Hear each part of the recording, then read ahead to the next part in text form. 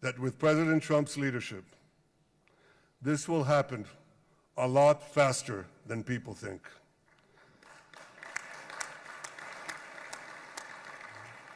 As Prime Minister of Israel, I extend my hand to hold those who seek peace with us. No one wants peace more than the people of Israel. Israel will always remain vigilant in defending itself, and Israel will always remain full of hope. Hope is our national anthem. Hope is our creed. Hope is our strength. It is time, my friends, to realize that hope and expand the circle of peace. Mr. President, thank you for all you have done for us. I have submitted your nomination to be the first non-Israeli recipient of the Israel Prize, Israel's highest award. As to that other prize, just a question of time, you'll get it. But I want you to get the Israel Prize, our highest award, to our greatest friend.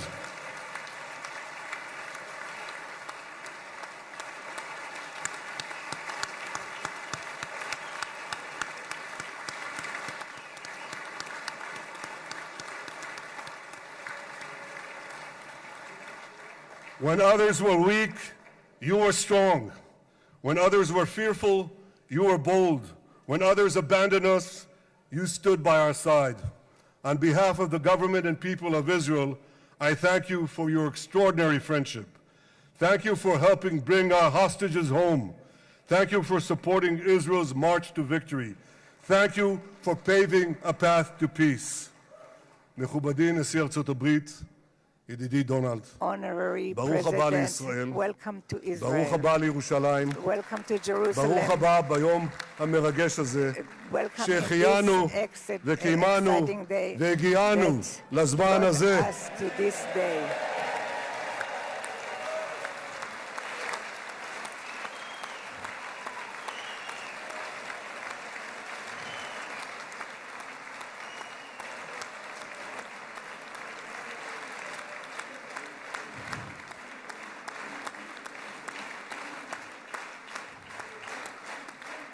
May God bless you and your family, Mr. President. May God bless America. May God bless Israel. And may God bless the covenant between our two promised lands. Thank you, Mr. President.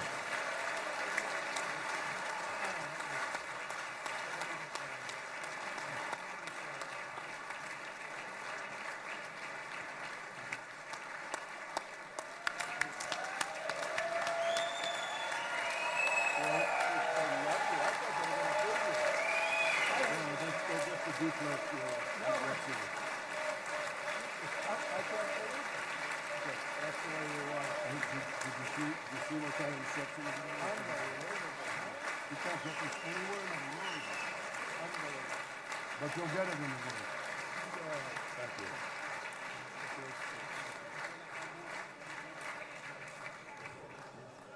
The President. Where? Oh, the last speaker.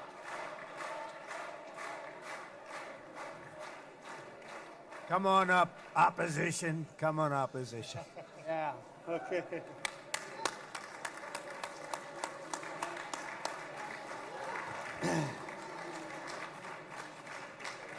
אני מתכבד להזמין כעת את ראש האופוזיציה, חבר הכנסת יאיר לפיד.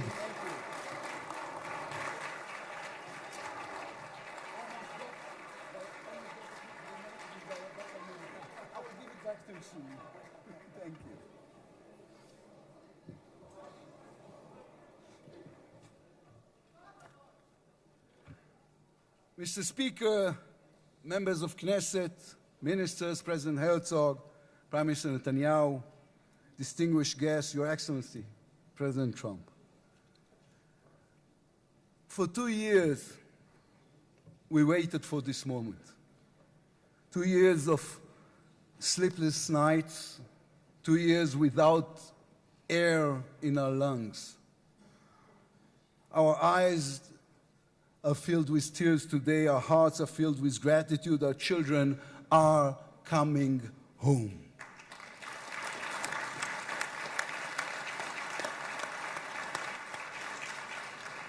In the Babylonian Talmud, a sacred book of the Jewish people, it is written, whoever destroys one life, it is as though he destroyed an entire world, and whoever saves one life, it is though as he has saved an entire world. Mr. President, you have saved the lives of our hostages.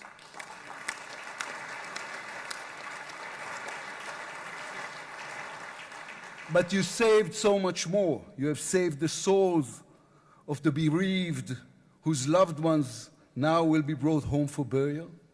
You have saved thousands of soldiers who will now not fall in battle. And you have saved millions from the horrors of war. You have saved more than one life, and each life is an entire world. This is a historic moment, and a reminder that history is shaped by people. It is shaped by those who know the past, but have the vision to change the future. When you were elected, you declared that you would be the president of peace. You have kept your word.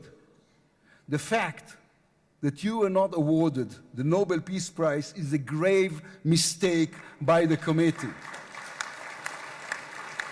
But they will have no choice, Mr. President. They will have to award it to you next year.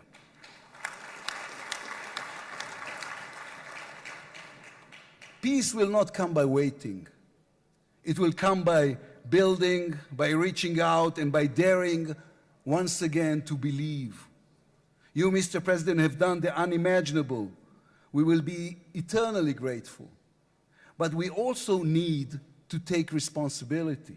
The destiny of Israel will always be written by the people of Israel. We must now prove ourselves worthy of what has been achieved. From its founding, Israel has said to the world that our strength, our power, rest upon our values. Israel is the strongest country in the Middle East because we are the only democracy in the Middle East.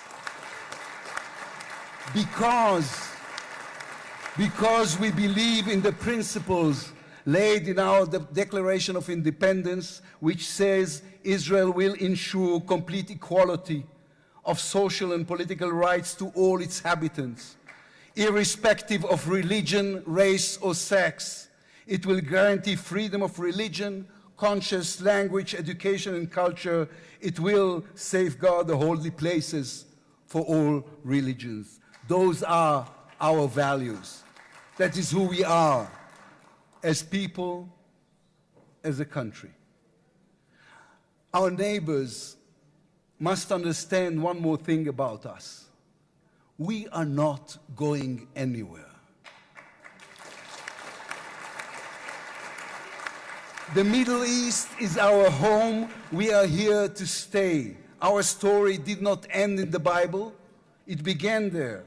It continues in our laboratories and universities, in our innovation hubs. Hamas, Hezbollah, Iran, and the Houthis, they all read the wrong intelligence reports. The real intelligence report on Israel's intentions is found in the book of Genesis. And I will give you and your descendants after you the land of Canaan for an everlasting possession. We call upon the nations of the Islamic world, on all our neighbors, Saudi Arabia, Syria, others. We are here to stay. We can do great things together. Come and talk to us. Mr. President, you are the one who can make it happen, as you did with the historic Abraham Accords. Then, too, no one believed it was possible. Then, too, you imposed your vision on everyone. While others spoke of difficulties, you created opportunity. You can be the one to bring the next wave of peace. The people of Israel support this. They want this. We are ready. And you can later today in Egypt with your unbelievably talented team, my friends Steve Witkoff, Jared Kushner, Marco Rubio, Pete Hegseth, forge a regional alliance that will change not only the Middle East but the entire world. After 2 years of war, the peoples of this region should look around and ask themselves, whose situation is better? Those who chose the path of peace or those who chose the path of war? Those who invested in their people, in the education of their children, in science and education and technology, or those who invested in hate and in violence? From here I say to all those who demonstrated against Israel these past 2 years, on the streets of London and Rome, in Paris and in Columbia University. I do not represent the government. As you know, I am the leader of the opposition. And I tell you, then, you were deceived. You were deceived. Propaganda experts, funded by terror money, manipulated you. Now that the war has stopped, you have time and a chance to go and learn the facts. The truth is, there was no genocide, no intentional starvation.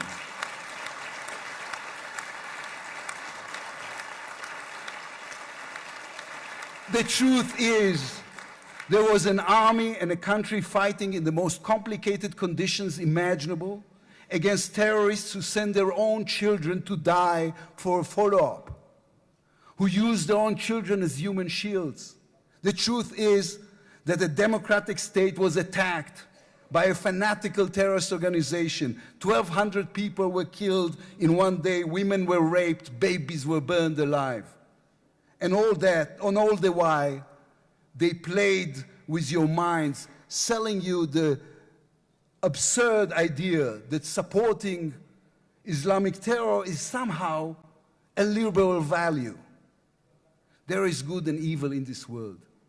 When you stand with Hamas, you stand with evil. When you stand with Hezbollah, you stand with evil. When you stand with the Iranian regime, you stand with evil. When you stand with Israel, you stand on the side of justice.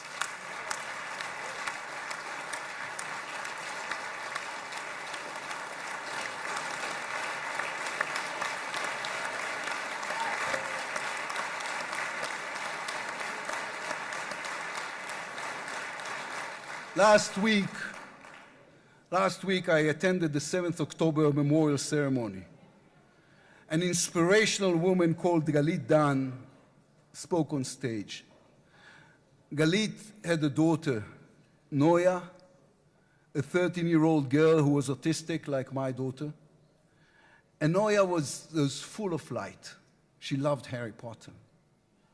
On that dark day, Noya was sleeping at her grandmother's, Carmela's house in Kibbutz Nir Oz. Carmela was 80 years old.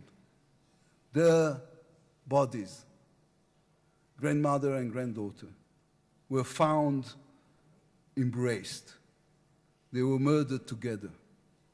On stage at the ceremony, Galit said a sentence that moved us all. We don't want revenge, she said.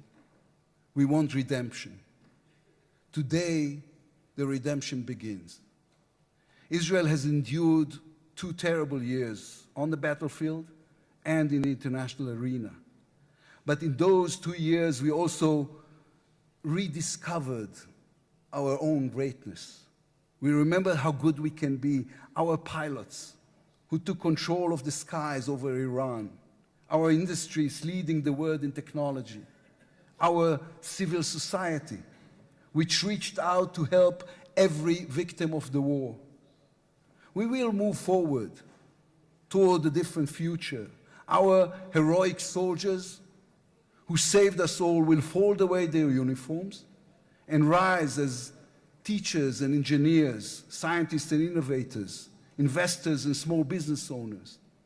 We will never be able to repay the debt to those who sacrificed everything these past years, to those who, as President Lincoln said, gave the last full measure of devotion. We can only be worthy of them, worthy of their sacrifice. Mr. President, allow me to speak also to the businessman in you, the deal maker who understands value. If there were one stock in the world I would invest in today, it is the State of Israel. If there were one nation that deserves unrestricted access to GPU chips, to AI and SMR technologies, to American markets, it is the State of Israel. Israel's future is intertwined with our eternal alliance, our strategic and moral covenant with our greatest friends, the United States of America. This war is over. We will always need to stay vigilant, to guard against those who seek our destruction. But the State of Israel is about to reinvent itself. The challenges ahead demand not only strength, but a new vision. It's time to take a new path, to be a nation that is advanced and thriving and peace-seeking. We have waited for this moment, for the end of the war, for the return of the hostages, for the chance to rechannel our grief and loss into the energy needed to rebuild our nation. Thanks to you, Mr. President. Thanks to our soldiers, our lions. Thanks to the millions of great Israeli patriots who filled the streets and the square and never, not for one moment, gave up on the hostages. Thanks to all of them, the strength within us can now rise, succeed, and build for our future and for our children. Thank you very much. God bless the United States of America. Am Israel Chai.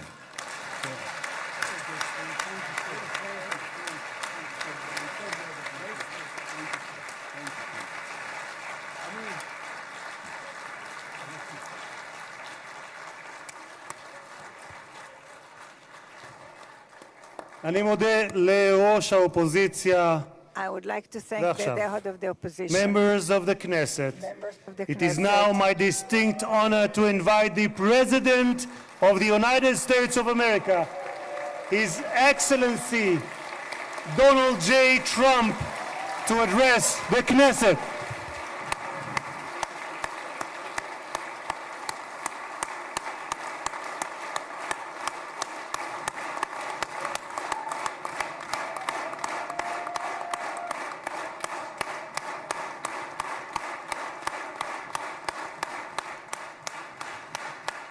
Thank you very much. Thank you. Thank you very much, everybody. It's a great honor. Nice place. Very nice place.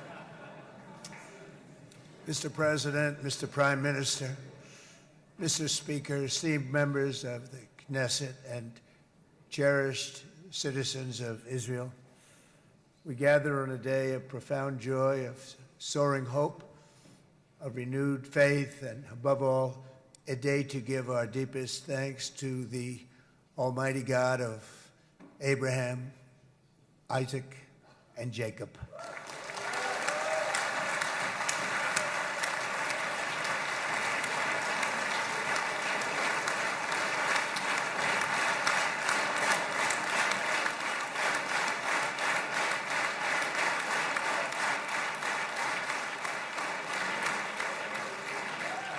After 2 harrowing years in darkness and captivity, 20 courageous hostages are returning to the glorious embrace of their families, and it is glorious. 28 more precious loved ones are coming home at last to rest in this sacred soil for all of time.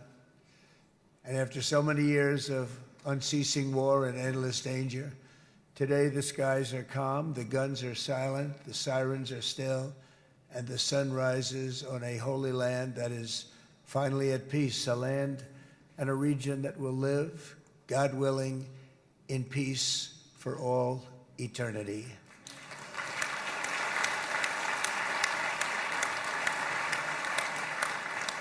This is not only the end of a war, this is the end of an age of terror and death and the beginning of the age of faith and hope and of God. It's the start of a grand concord and lasting harmony for Israel and all the nations of what will soon be a truly magnificent region. I believe that so strongly. This is the historic dawn of a new Middle East. I want to express my gratitude to a man of exceptional courage and patriotism whose partnership did so much to make this momentous day possible. You know who I'm talking about. There's only one, Prime Minister Benjamin Netanyahu. Bibi, please stand up.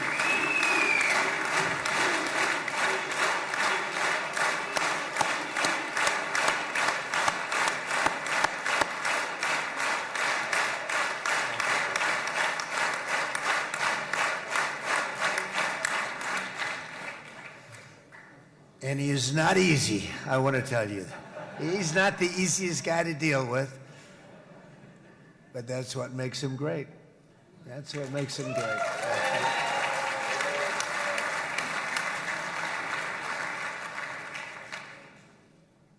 Thank you very much, baby. Great job.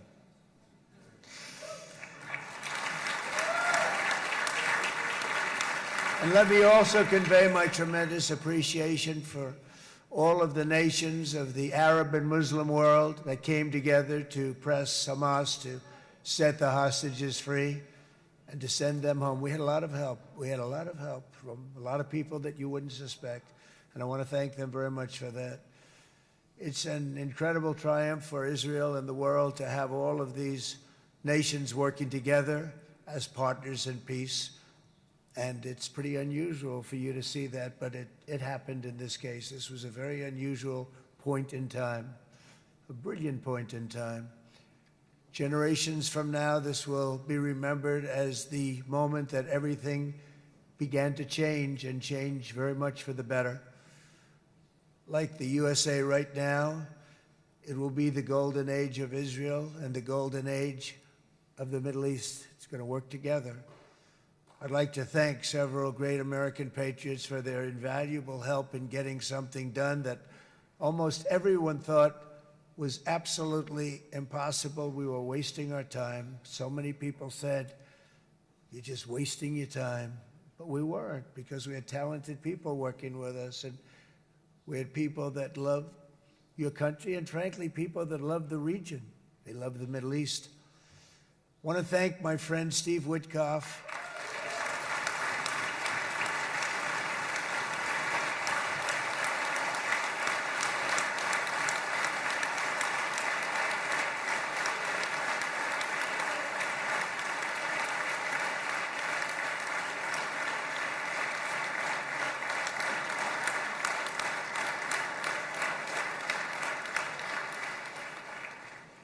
You know, Steve was chosen by me. He never did this before, but I knew him as a few things. He was a great businessman, but I know a lot of great businessmen, to be honest with you. He had tremendous negotiating skills, but I know a lot of people that negotiate pretty well, although it is an art. But there are people that can negotiate pretty well. But most importantly with Steve, he's just a great guy. Everybody loved him. Everybody. I mean, I know some negotiators that are so good, but you wouldn't have had peace in the Middle East. It would be in World War III right now with some of these guys. Everybody loves Steve, and they respect him, and they somehow can relate to him. I've known him for many years, and I've seen it over and over again. להוציא את חבר הכנסת עודה, להוציא אותו מהאולם, להוציא אותו מיד, החוצה, החוצה. Please expel this Knesset member. Please expel this Knesset member. להוציא גם את חבר הכנסת כסיף. להוציא את חבר הכנסת כסיף מהאולם. expel Knesset member Kasif להוציא out אותו of the מיד. hall. Please expel him immediately.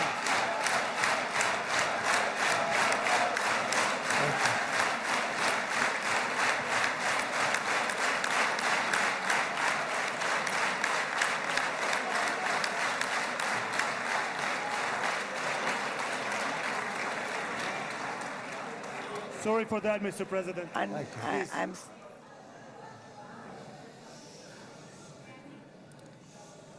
That was very efficient.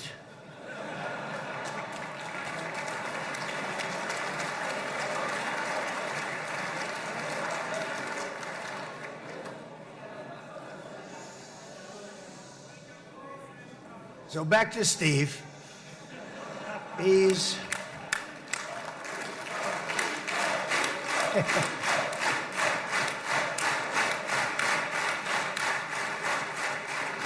But I tell one story because he was so involved, and then we called in Jared. We need that brain on occasion. We got to get Jared in here. We got to get a certain group of people. But Steve started this all by himself. I call him Henry Kissinger, who doesn't leak.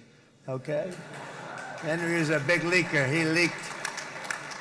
Steve doesn't leak. Steve just wants to get the job done. He wants to do what's right. But I'll give you just a quick story because, as you know, he's working on the war with Russia and Ukraine, a war that would have never happened if I were president. A shame. 7,000 young soldiers a week are being killed. More than that this last week.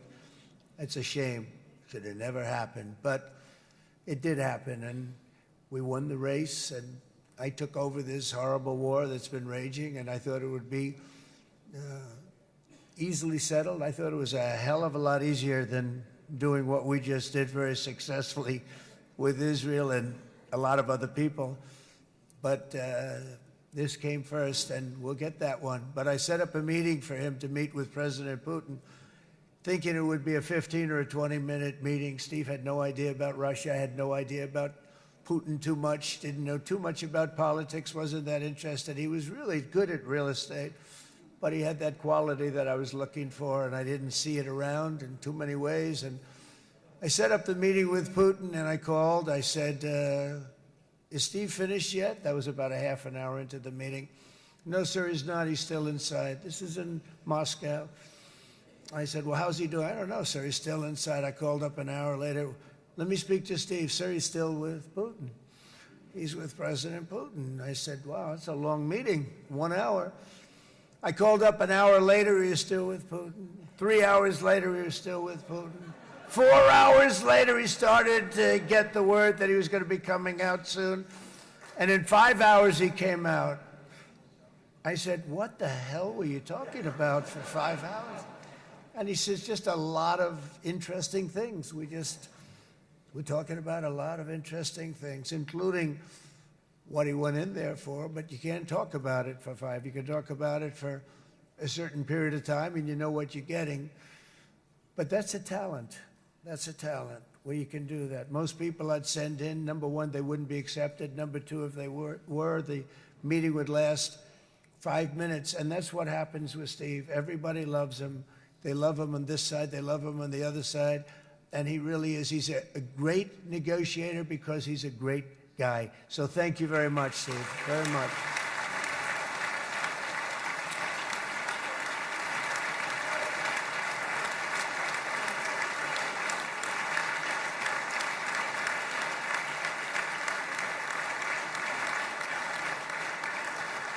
And let me also give a very special thanks to someone who truly loves Israel. In fact, loves it so much that my daughter converted. My daughter converted. I didn't know this was going to happen. And Ivanka's here.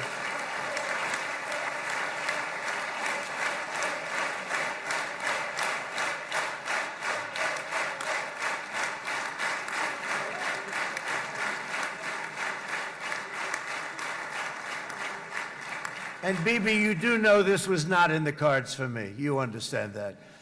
And she is so happy, and they are so happy. At least I think they're happy. If they're not, we have a big story, right? No, they have a great marriage, and they get along great. They're best friends. They have a very special relationship. But Jared has been so helpful. He really did something very special. He established the Abraham Accords with a group of very wonderful people. I like calling it the Avraham Accords, because people that, what? Avraham. It's so cool. It's so much sort of nicer, you know, the Abraham versus the Avraham.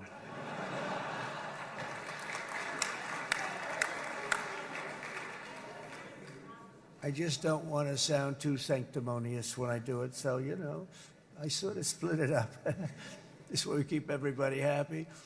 But we have some very great talent, and they have no excuses for anything that's taken place, because we had some unbelievably good people working on this. And then you're going to add a man named Marco Rubio, who is also here. That's right.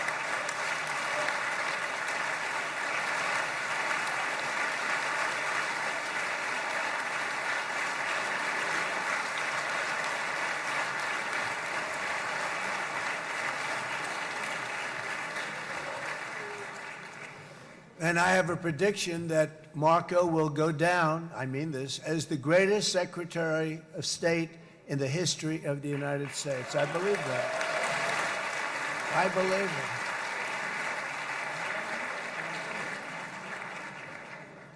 it. And he and I, you know, we really fought it out. You remember, he was tough. He was nasty. Who the hell thought this was going to happen, Marco, right? And now I'm saying he's going to go down as the greatest. He will. He was always smart and sharp, and people respect him. And then we have somebody who's young, but an unbelievable leader. I saw it a long time ago, and he's turned out to be even better than we thought. Right, Susie? I think even better. And that's Pete Hegseth, who is our Secretary of War, formerly Secretary of Defense.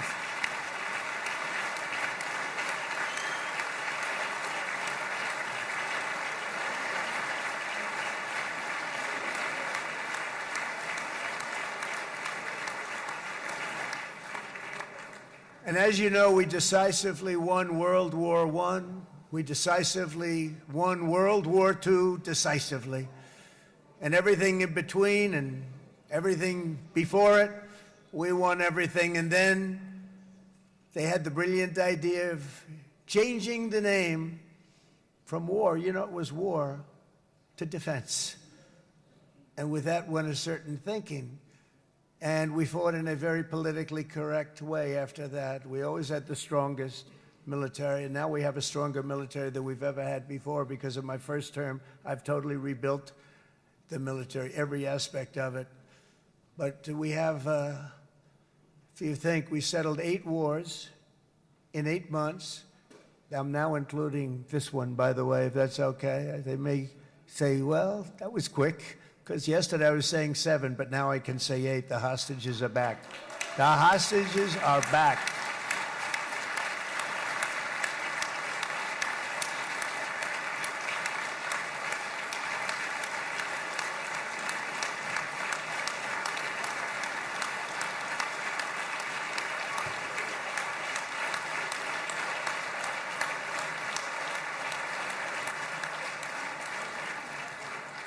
It is a good feeling. Isn't that nice to say? You know, I just said the hostage. First time I said the hostages are back. It feels so good to say it. But when you settle 8 wars in 8 months, that means you don't like war. Everyone thought I was going to be brutal. In fact, I remember Hillary Clinton during a debate, she said, look at him, he's going to go to war with everybody. And actually, she said, he's got a personality that's all about war. No, and my personality actually is all about stopping wars, and it seems to work. Seems to work. But it also means this name change and our attitude that we're not going to go into a war. But if we do, we're going to win that war like nobody has ever won a war before. We will not be politically correct, but we're not going to be there. And I think, you know, as you mentioned, Bibi, before, peace through strength. And that's what it's all about. The United States has the greatest and most powerful military in the, right now, history of the world. I can tell you we have weapons that nobody's ever dreamt of. I only hope we never have to use them. I rebuilt the military. I was proud to do it, but some of the things I hated to do. I hated certain of the weapons because the level of power is so enormous. It's so dangerous, so bad. But we have to do what we have to do. We make the best weapons in the world, and we've got a lot of them. And we've given a lot to Israel, frankly. And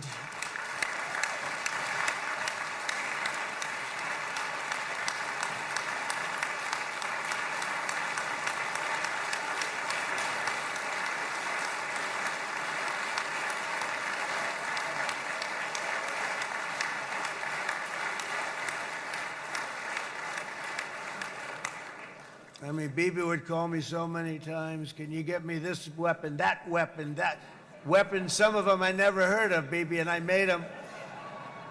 But we'd get them here, wouldn't we? Huh? And they are the best. They are the best. But you used them well. It also takes people that know how to use them. And you obviously used them very well. But so many that Israel became strong and powerful, which ultimately led to peace. That's what led to peace. So as we celebrate today, let us remember how this nightmare of depravity and death all began. 2 years ago, on the eve of the Simchat Torah holiday, thousands of innocent Israeli civilians were attacked by terrorists, and one of the most evil and heinous desecrations of innocent life the world has ever seen, the worst slaughter of Jews since the Holocaust. The cruelty of October 7th struck to the core of humanity itself. Nobody could believe what they were witnessing. The United States of America grieved alongside you, and we mourned for our own citizens who were so viciously taken that day. And to all the families whose lives were forever changed by the atrocities of that day, and all of the people of Israel, please know that America joins you in those two everlasting vows: never forget and never again.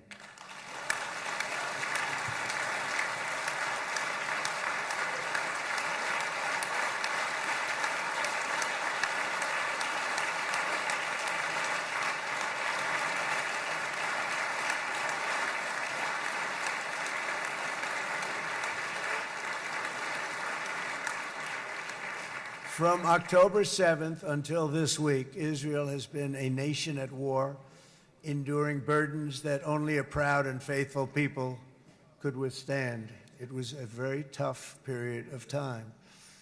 For so many families across this land, it has been years since you've known a single day of true peace. But now at last, not only for Israelis, but also for Palestinians and for many others, the long and painful nightmare is finally over.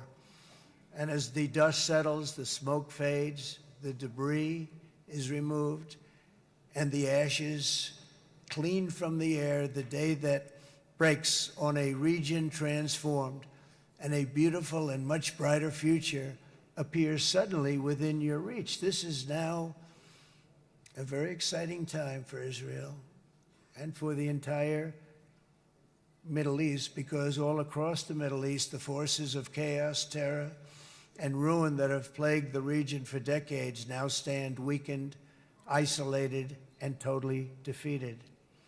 A new coalition of proud and responsible nations is emerging, and because of us, the enemies of all civilization are in retreat. Thanks to the bravery and incredible skill of the Israeli Defense Forces and Operation Rising Lion,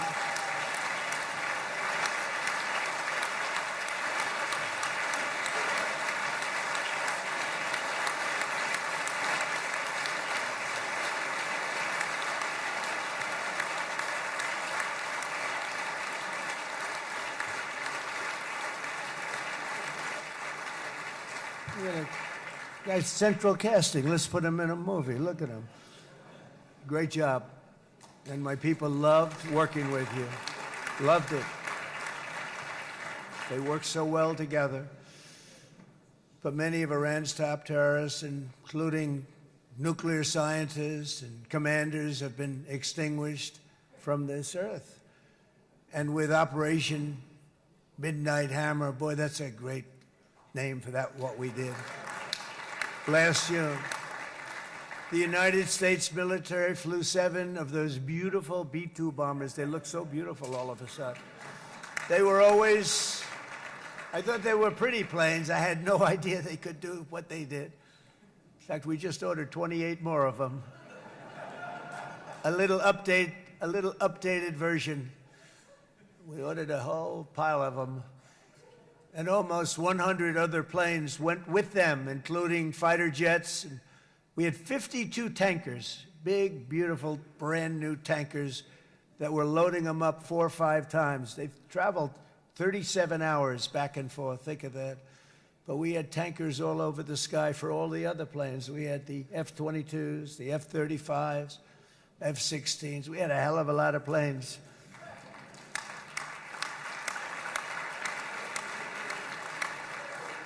So we had 52 gas stations in the sky. That's what they call them.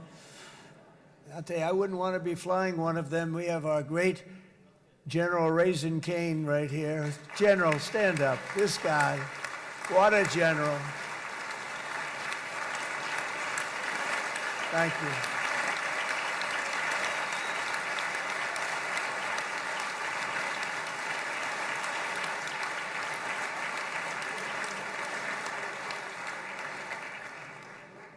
I asked General Cain, I said, you know, we're having problems with ISIS, and I was in Washington, and I asked, how long would it take to defeat ISIS? And my Washington generals told me, 3, 4, maybe 5 years, sir.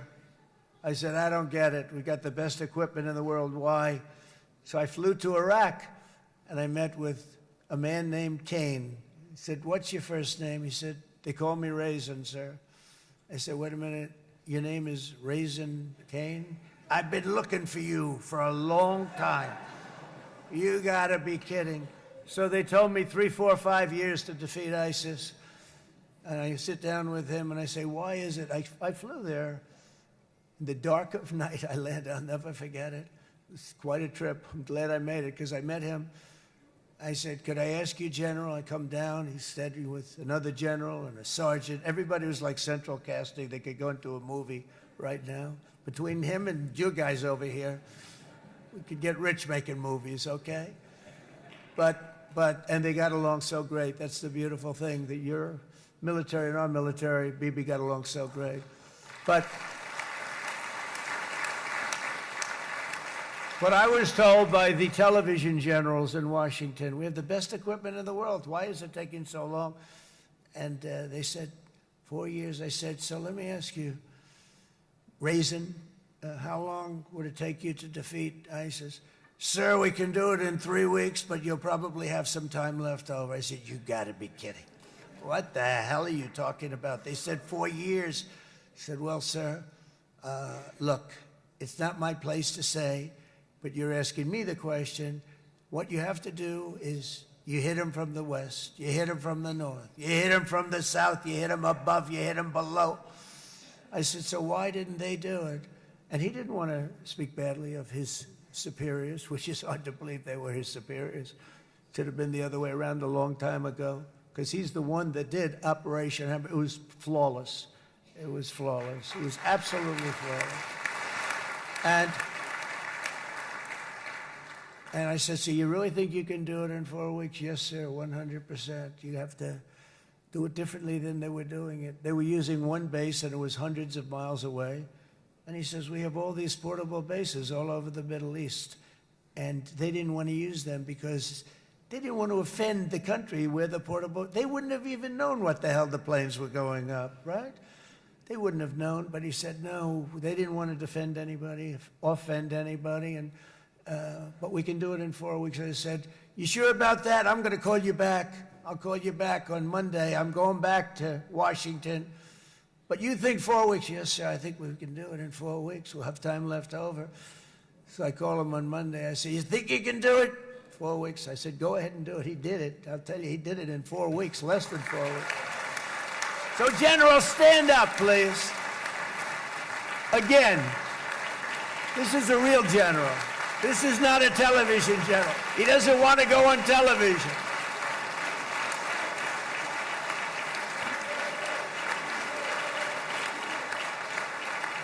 He doesn't want to go on television. I said the other guys love being on television. So we dropped 14 bombs on Iran's key nuclear facilities, totally, as I said originally, obliterating them. And that's been confirmed, and everybody understands it. Together we stopped the #1 state sponsor of terror from obtaining the world's most dangerous weapons. And if you think about it, if we didn't do that, and assuming we made the same deal that we have today, there'd be a dark cloud over this deal. And #1, it wouldn't happen because the other Arab and Muslim nations really wouldn't feel comfortable making the deal that we have now, right? If Iran had that nuclear weapon that they were about 2 months away from having. They would have had it in 2 months or maybe less than that. They were right at, this was our last shot. They looked at it for 22 years. This was our last shot. The pilots told me that. They said, 22 years, sir, they looked at it. Our predecessors looked, they studied it. 3 times a year would do drills on that exact attack. And boy, did they get it right. But let's assume they didn't, and let's assume there was large-scale nuclear weapons in the hands of Iran. We couldn't be here today. Even if we signed the deal, which we couldn't do because a lot of people would not want to have anything to do with it, we took a big cloud off of the Middle East and off of Israel.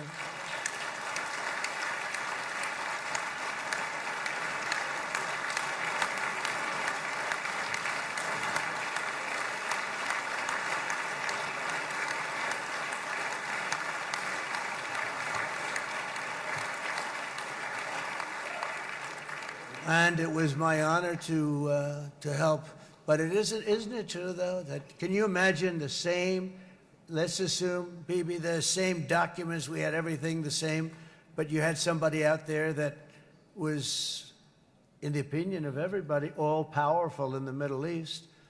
They took a big hit, didn't they? Didn't they take a big hit? Boy, oh boy. They got it from one side, from the other. And you know it would be great if we could make a peace deal with them, and I think that's me. Would you be happy with that? Wouldn't it be nice, I think? Because I think they want to. I think they're tired. Somebody said, sir, they're starting their nuclear program again. I said, let me tell you something. They're not starting anything. They want to survive. The last thing they want to do is start digging holes again in mountains that just got blown up and start. They're not doing it. They want to survive, okay? But I think we have a chance. Steve, you, and I think Jared, come on, I'll call you back for another one. We always bring Jared when we want to get that deal closed. We bring Jared, but Steve, you and Jared and the General and Pete and Marco, you'll get that deal done easy. I think that'll be easy. But first we have to get Russia done. We got to get that one done. If you don't mind, Steve, let's focus on Russia first, all right? We'll get it done. In Lebanon, the dagger of Hezbollah, long aimed at Israel's throat, has been totally shattered. My administration is actively supporting the new president of Lebanon in his mission to permanently disarm Hezbollah's terror brigades. He's doing very well. And build a thriving state at peace with its neighbors, and you're very much in favor of that, I know, and it's good things are happening there, really good things. And with this week's ceasefire, we've achieved the most challenging breakthrough of them all. The most challenging breakthrough maybe ever. I mean, I've never seen anything like it. I've been involved in a lot of success. I have never seen anything like what's going on today all over the world. People are dancing in the streets, not just in Israel. They're dancing in the streets of countries that would have never danced in the street about what's happening today. They're dancing in those streets. So this long and difficult war has now ended. You know, some people say 3,000 years, some people say 500 years, whatever it is. It's the granddaddy of them all. And in an unprecedented achievement, virtually the entire region has endorsed the plan that Gaza will be immediately demilitarized, that Hamas will be disarmed, and Israel's security will no longer be threatened in any way, shape, or form.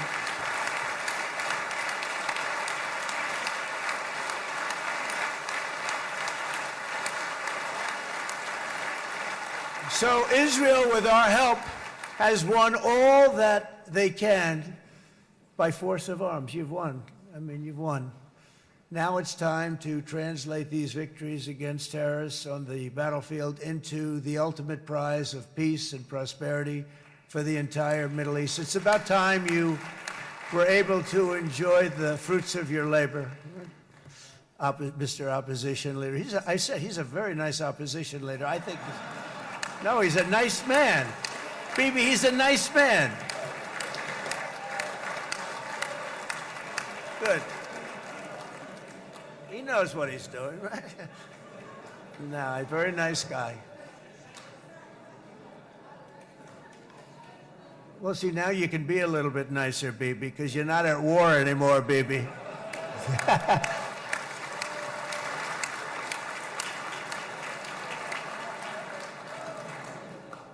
But only by embracing the opportunities of this moment can we achieve our goal of ensuring that the horrors of recent years will never happen again. You don't want to have to go through this again. 8 years ago, I came to this region on a very special first trip abroad as the President of the United States. I came here very early at your request. I addressed the leaders of the Arab and Muslim world gathered in Saudi Arabia and said that it was time to build a future free of the grip of extremism and terror. And interestingly, right now, as soon as I'm finished, I'm quite late. You've kept me quite late between opposition leaders and Bibi's brilliant but very long speech. I thought I was going to run up here, make a speech, and then head to Egypt. It didn't work out, though. And you made a pretty long one, too, Sarah.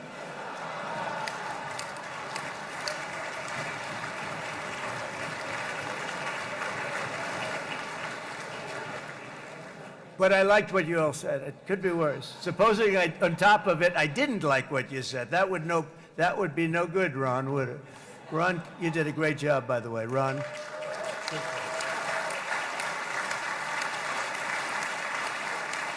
Yeah.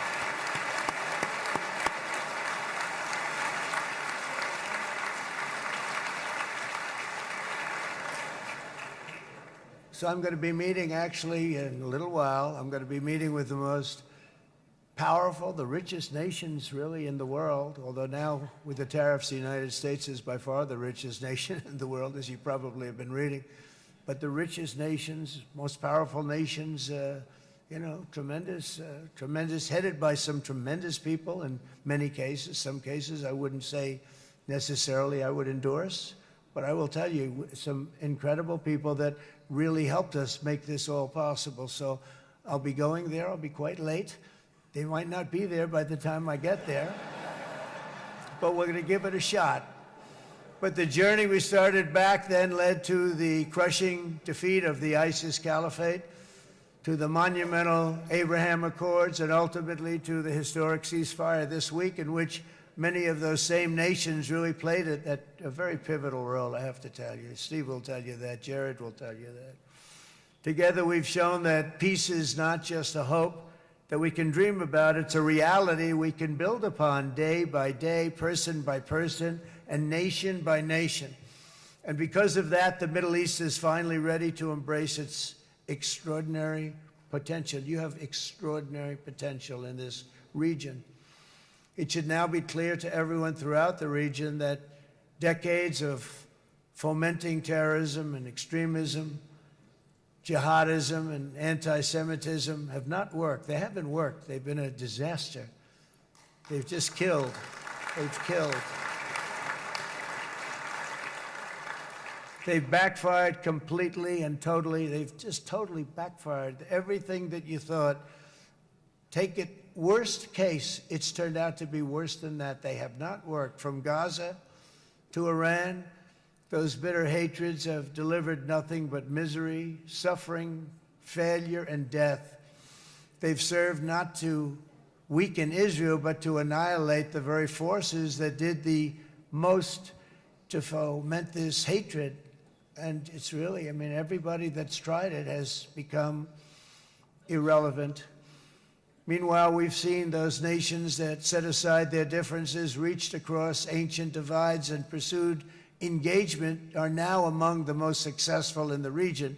They're getting along with Israel, and they're doing great. And I can tell you the 4 nations that joined the Abraham Accords early on, and you'd all be doing me a favor, and I'm going to be saying this in a little while to some other friends, would love you all to, is this right, Jared? Join up in the Abraham Accords. We have to join up and get together. You can have that whole thing filled out. We had a very weak administration, worst president in the history of our country by far. And Barack Obama was not far behind, by the way.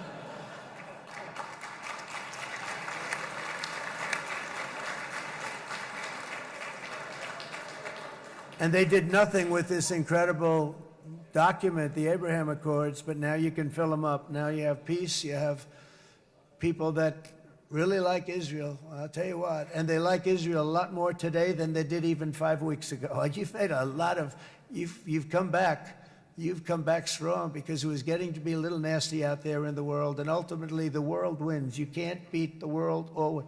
I would say to Bibi, it's now time. And he understood it better than anybody, because ultimately, you know, the world's a very big place. And I've said a lot. I said, this piece of land is very small. It's unbelievable what you've done with that tiny, you look at a map even of just, not the world, the Middle East, and you have this little dot. And think of what you've done. It's incredible. It's incredible.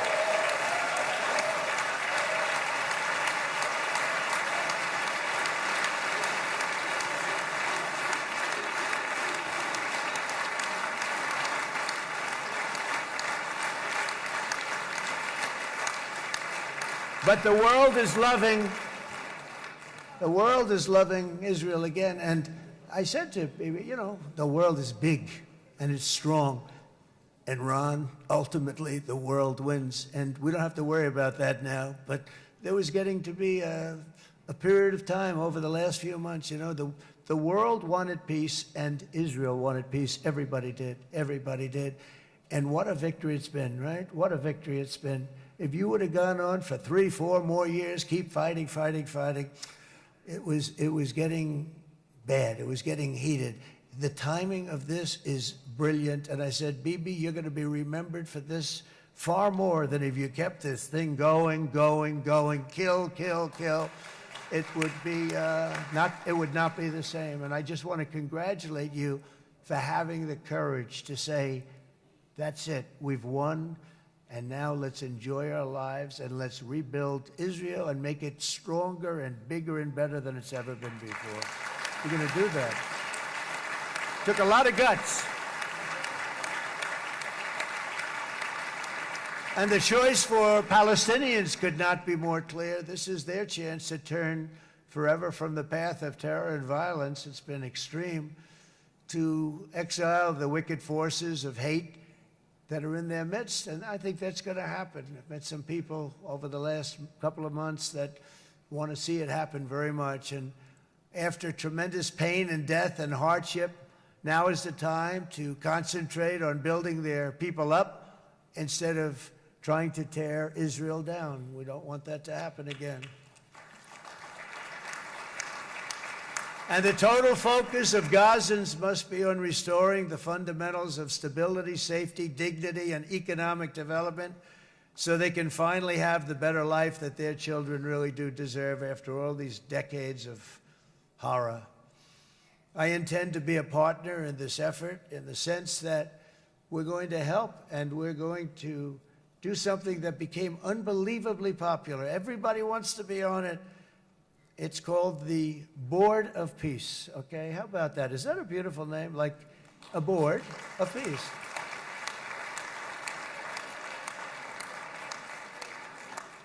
The only bad thing from my standpoint, every single nation involved has asked me to be the chair, and I'll tell you, I'm very busy. I didn't count on that, but you know what? If we do it, we'll do it right, and we have unbelievable power and wealth, because you're going to need wealth. You're going to need wealth to rebuild things, and they have wealth like few people have wealth. I want to thank the Arab and Muslim nations for their commitment that they've made to support a safe rebuilding of Gaza and beyond. I have many Arab countries, very wealthy countries, that came up and said, we'll put up tremendous amounts of money to get to rebuild Gaza, and I think that's going to happen. The power, they want dignity, they want to come forward, and they want to say, and I want to say who they are, because what they're doing is going to be, I think, something that you're going to be very impressed with, Bibi, and you need that. You need the kind of economic power that they have, and they want to see it work, and they want to see it be safe, and they want to see it be good for Israel, too. And as much money as it will be, and it's a lot, as you can see, it's a lot. For these countries, it's relatively little relative to their worth. It's really a lot of money like most people could never even conceive, but for these countries, it's not that much, especially because it ensures success and stability in the Middle East, which is what they want to see. So many of them will be with us in Egypt in a little while, I think. I'm not sure. They may be gone. They may have taken their Boeing 747s and left. I said, what kind of a plane do you fly? 747. I said, that's a large plane. No, they may have. Steve, do you think they've left on their their brand new Boeing 747s? Or I don't know. We're going to find out soon. It's going to be a big story. There'll be 2 people left, and they'll be the 2 poorest ones.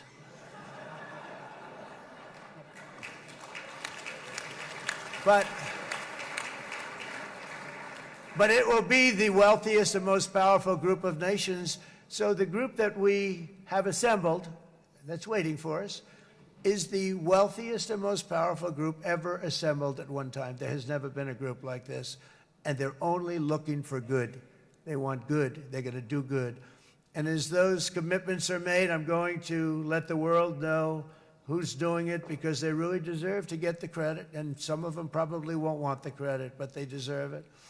It's more obvious than ever that the productive and responsible nations of this region should not be enemies or adversaries. You should be partners and eventually even friends, and that's what's going to happen. I know it. Together you can stand against the forces of chaos. Yeah, you go ahead. That's an important point.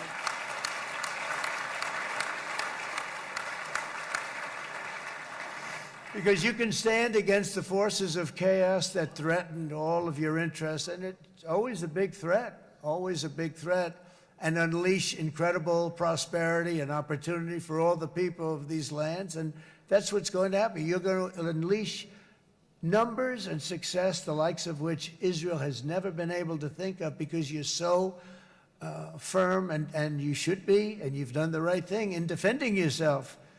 You're not going to have to worry so much about it. You've won, and now you can build, and you can do things that you never even thought possible. When you put that genius into doing something else, it's going to be something it's going to be a miracle. The miracle in the desert, it's going to be amazing. And it already is in a true sense. But it'll be wonderful when you can spend time thinking about other than war and defense and offense also. To that end, it's my firm hope and dream, frankly, that together the Abraham Accords will turn out to be everything that we thought they would. Those 4 countries were very, very brave in doing it. They did it at a very early point, and every single one of them benefits unbelievably financially. And if you noticed, even in this bad period that we just went through, they all remained a member of the Abraham Accords. They've done unbelievably well. And you know who you are, and I want to thank you. And they've stayed because of loyalty, but they've also stayed because it was really good business. They've made a lot of money being members, and you're going to all, I hope that every one of the countries that we're seeking, Jared, I hope they join quickly. No games, no nothing. Just join, get it. It's going to be a great peacemaker. It's really going to bring it together beyond anybody's wildest dream. So instead of building fortresses to keep enemies at bay, the nations of this region should be building infrastructure to weave your commerce closer together, because you've got to compete with the big world out there in commerce now. It's a different kind of competition. Instead of making weapons and missiles, the wealth of this region should flow to schools and medicine, industry, and frankly, the new hot thing, artificial intelligence. It's a lot of intelligence you're going to have to be throwing off to pay back these sums of money that they're doing. But that's really the hot one. And I might say that the United States, a year ago, was a dead country. I say it to people. I heard it first from the King of Saudi Arabia. I then heard it from UAE. I heard it from Qatar. I heard it from many other countries. A year ago, the United States of America was a dead country. Now it's the hottest country anywhere in the world. It is the hottest. There's no question about it.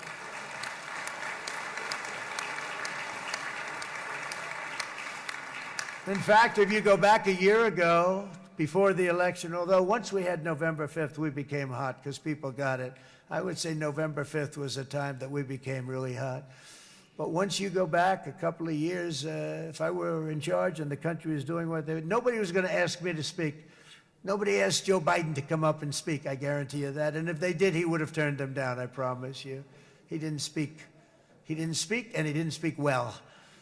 But all of the countries in the Middle East, could have, what we're doing now, it could have happened a long time ago, but it was strangled and set back almost irretrievably by the administrations of Barack Obama and then Joe Biden. There was a hatred toward Israel. There was an absolute hatred. The setbacks really started when President Obama signed the Iran nuclear deal. This was a disaster for Israel, and it was a disaster for everyone. And I remember that Bibi Netanyahu came to the United States and worked so hard to try and get Obama not to do that deal.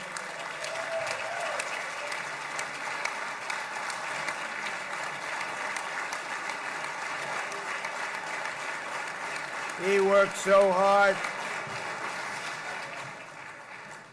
But it was like talking to a wall. I remember him telling me it was like talking to a wall. They wanted to go with Iran. They chose Iran, frankly, over a lot of other good nations, but specifically Israel. And that was the beginning of a very bad period of time. You had Obama go out, and the Iran nuclear deal turned out to be a disaster. And by the way, I terminated the Iran nuclear deal, and I was very proud to do it.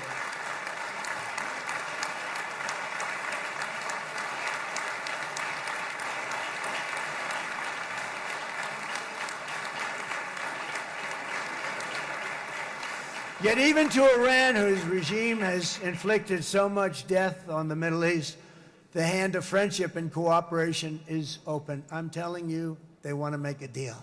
That's all I do in my life. I make deals. I'm good at it. I've always been good at it. And I know when they want. Even if they said, we don't want to make a deal, I can tell you they want to make a deal. All right, they do. They want to make a deal, and we're going to see if we can do something, because this is crazy what's happening, and we're not going to have this anymore.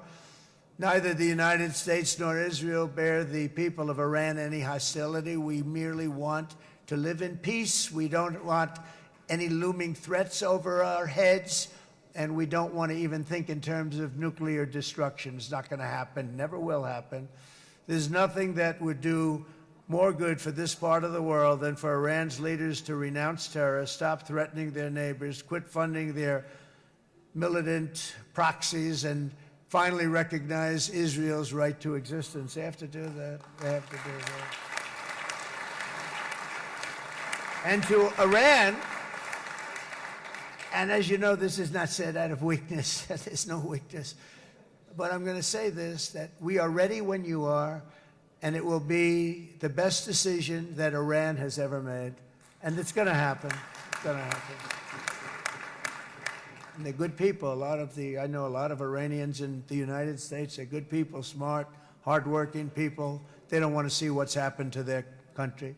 The story of fierce Israeli resolve and triumph since October 7th should be proof to the entire world that those who seek to destroy this nation are doomed to bitter failure. The state of Israel is strong, and it will live and thrive forever.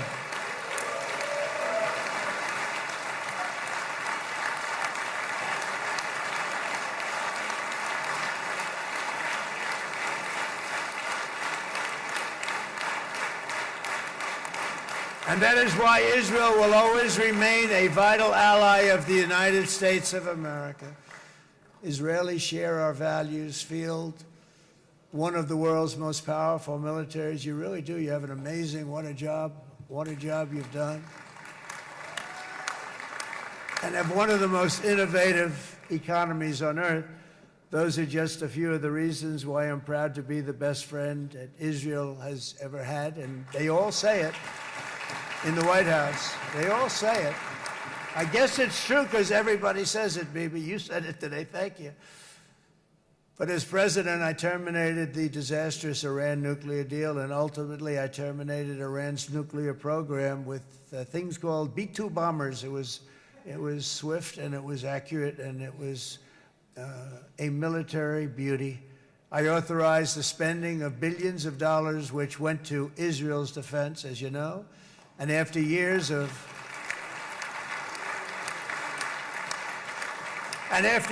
broken promises from many other American presidents, you know that, they kept promising. I never understood it until I got there. There was a lot of pressure put on these presidents. It was put on me too, but I didn't yield to the pressure.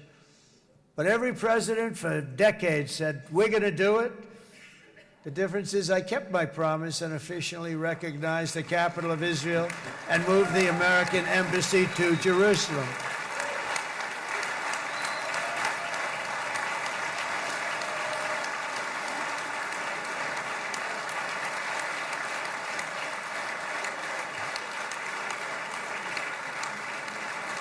Isn't that right, Miriam? Look at Miriam. She's back there. Stand up, Miriam. Stand up.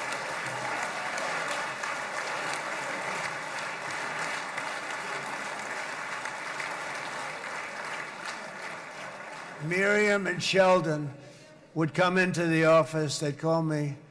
He'd call me. I think they had more trips to the White House than anybody else I could think of. Look at her sitting there so innocently. She's got $60 billion in the bank. $60 billion. And I think she's saying no more. And she loves Israel, but she loves it, and they would come in, and her husband was a very aggressive man, but I loved him. He was a very aggressive, very supportive of me. And he'd call up, can I come over and see you? I say, Sheldon, I'm the president of the United States. It doesn't work that way. He'd come in and would do. But they were very responsible for so much, including getting me thinking about Golan Heights, which is probably one of the greatest things to ever happen to Israel.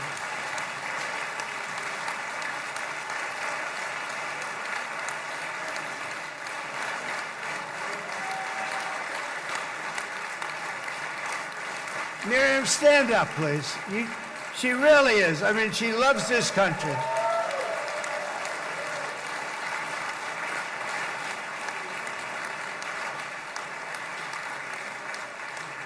She loves this country. Her and her husband are so incredible. We miss him so dearly.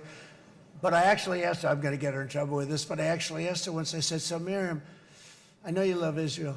What do you love more, the United States or Israel? She refused to answer. That might mean Israel, I must say. We love you. Thank you, darling, for being here. That's a great honor. Great honor. She's a wonderful woman.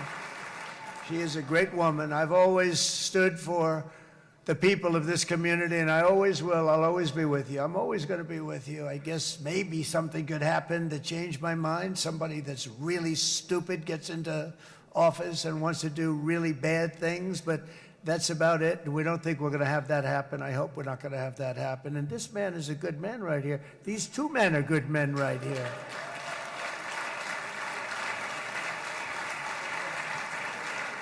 Hey, I have an idea. Mr. President, why don't you give him a pardon?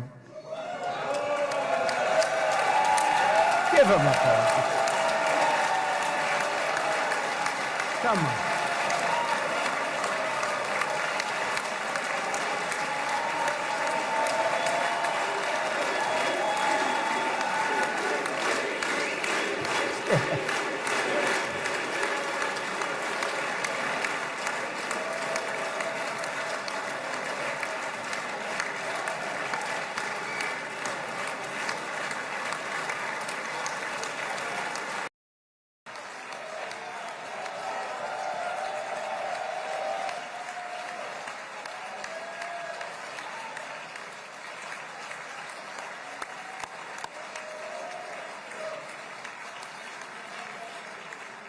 By the way, that was not in the speech, as you probably know.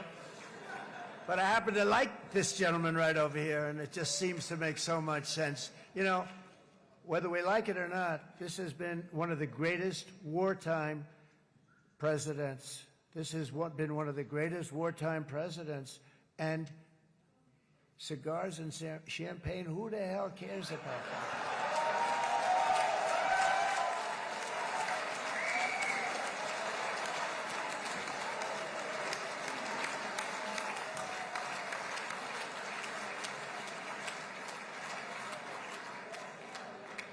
All right, enough controversy for the day, right? Actually, I don't think it's very controversial. So, you know, I mean, I see so popular. You are a very popular man. You know why? Because you know how to win.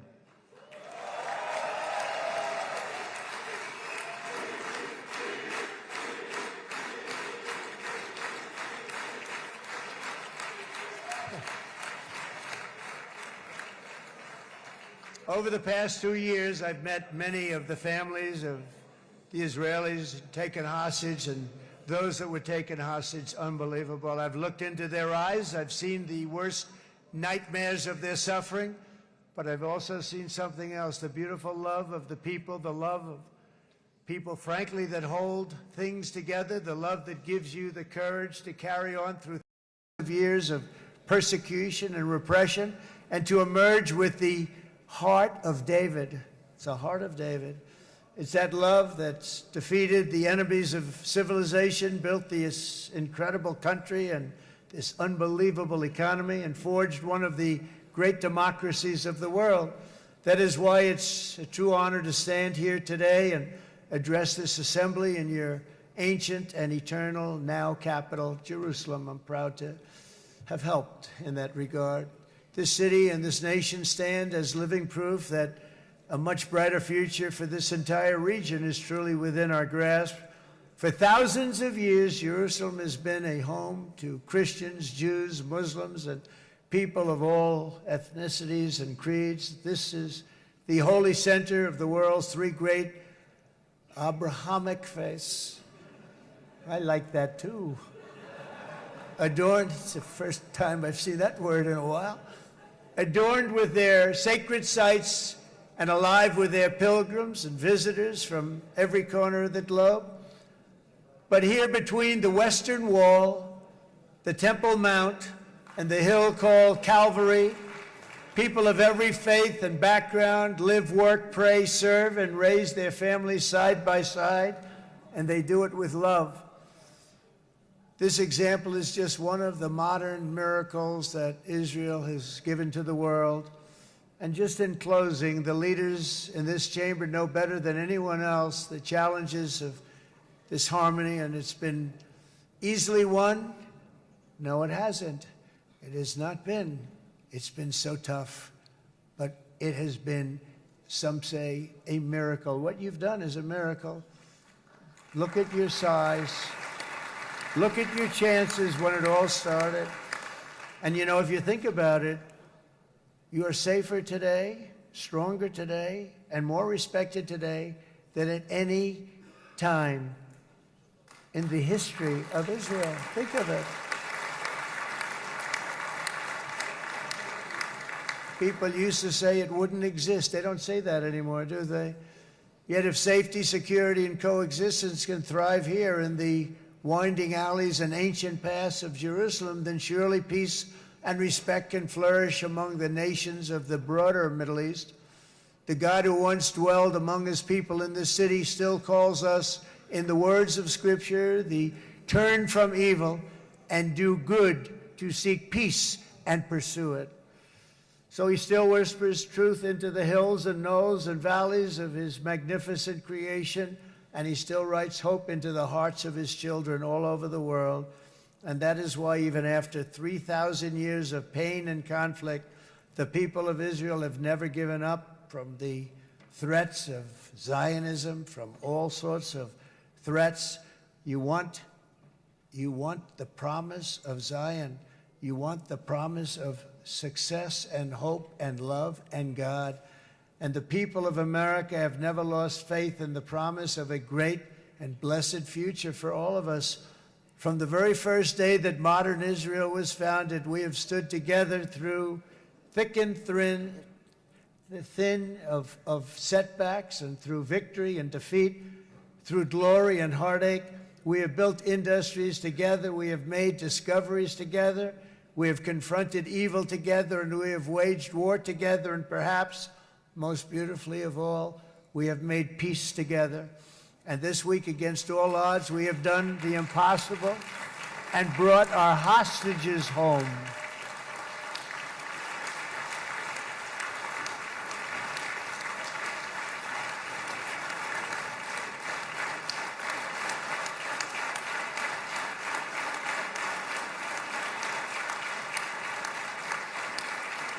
So now we're going to forge a future that is worthy of our heritage. We're going to build a legacy that all the people of this region can be proud of.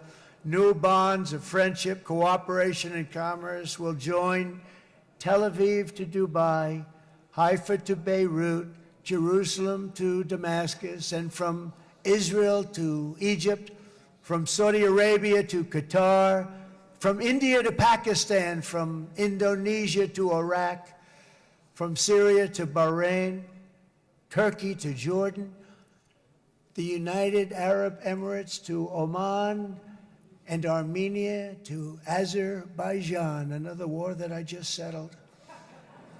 We are going to have hope, harmony, opportunity, and happiness here in the spiritual and geographic center of the entire world. That's what you are. Israel, America, and all of the nations of the Middle East will soon be safer, stronger, greater, and more prosperous than ever before.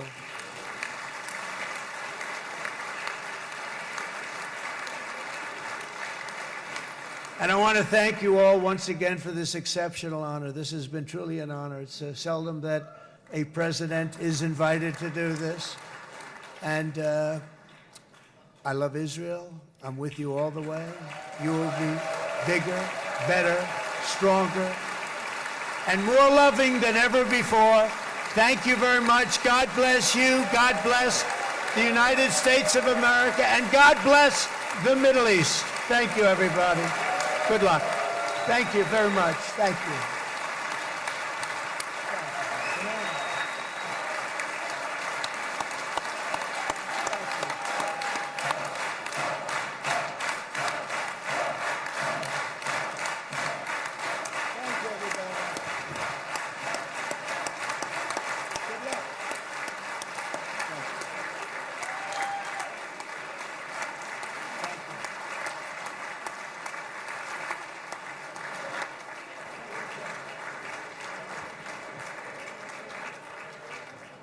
אני מודה לנשיא ארצות הברית של אמריקה על דבריו. חברות וחברי הכנסת, תם סדר היום. הישיבה הבאה תתקיים ביום שני, כ"ח בתשרי התשפ"ו, 20 באוקטובר 2025 בשעה 16:00. חג שמח ובשורות טובות. ישיבה זו נעולה. finished. כבוד הנשיאים וכבוד יושב ראש הכנסת.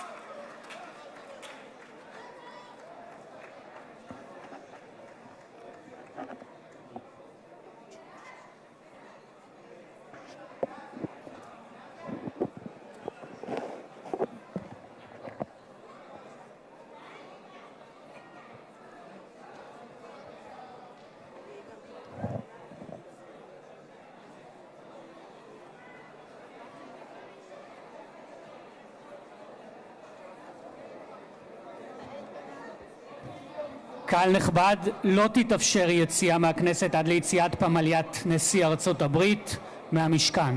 תודה.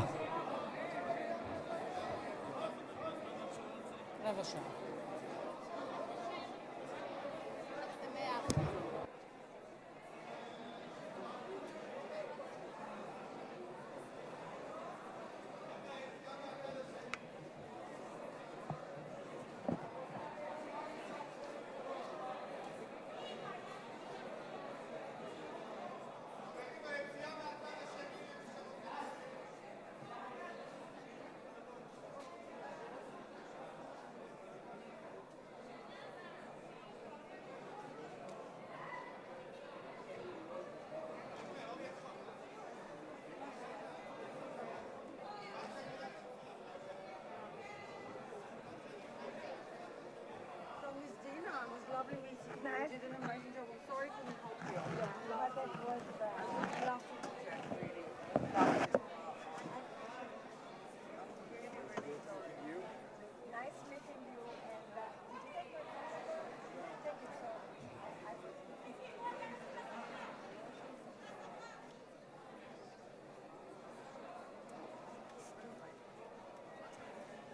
You're very welcome, Mom. But I hope to see you again. I hope so. Yeah.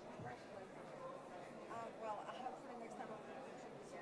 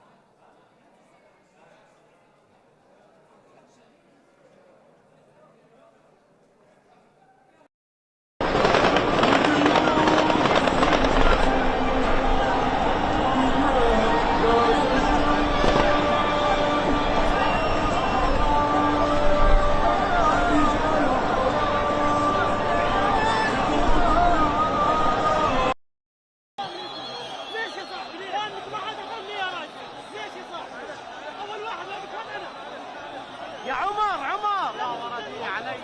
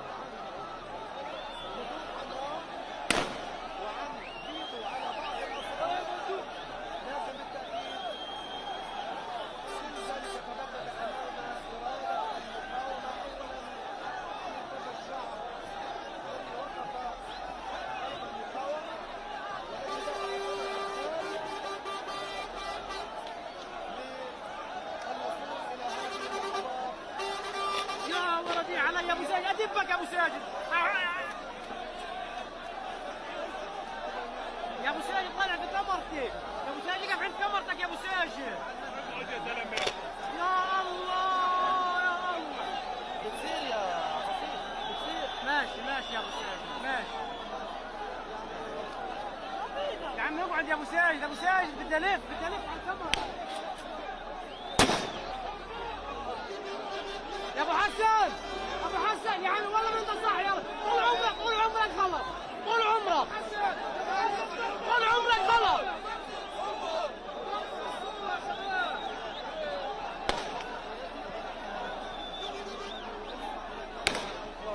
اقعد يا ابو ساجد اقعد بدي الف بان يا ابو ساجد يستقبلهم الآن الفلسطينيون بكل حد وصوت جاءوا للمشاركة في هذه المراسم حقيقة ضغط هائل يعني على عمل الكواكب الطبية في هذه اللحظات التي تسعى لإجراء الفحوصات الطبية.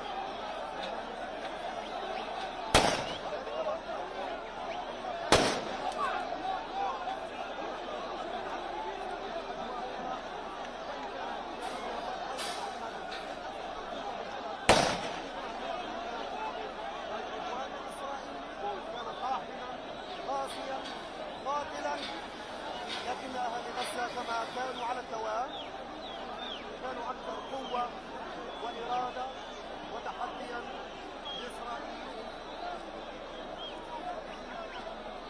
بعدوانها وقتلها ومطلق انها يمكن ان تكسر اراده هذا الشعب الذي يخرج اليوم عن بكره ابيه ليروي الحكايه من جديد. اذا الاصل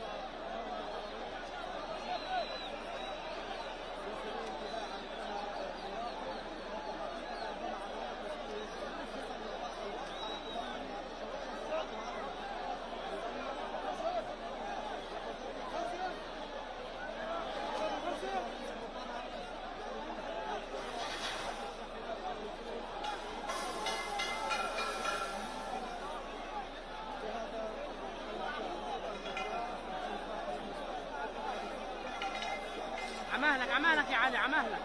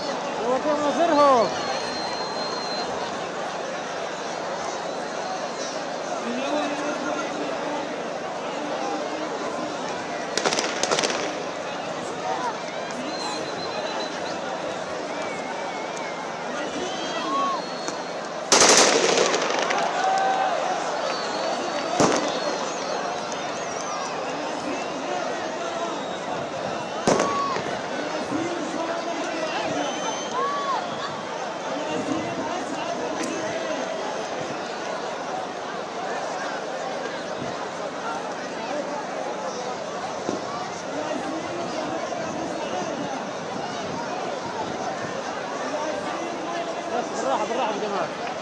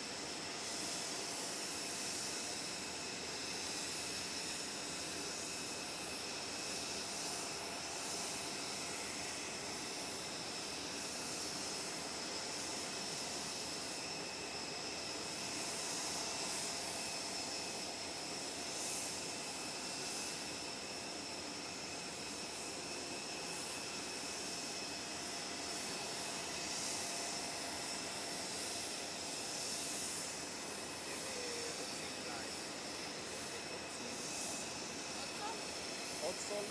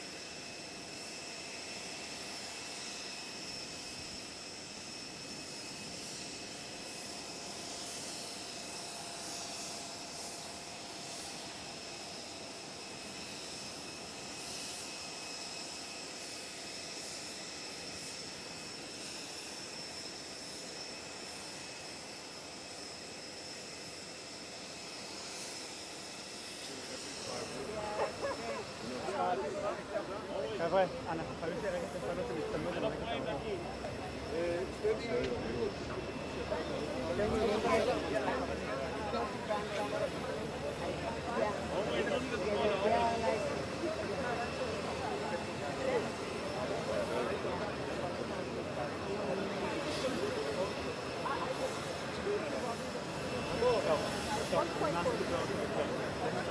We can go together.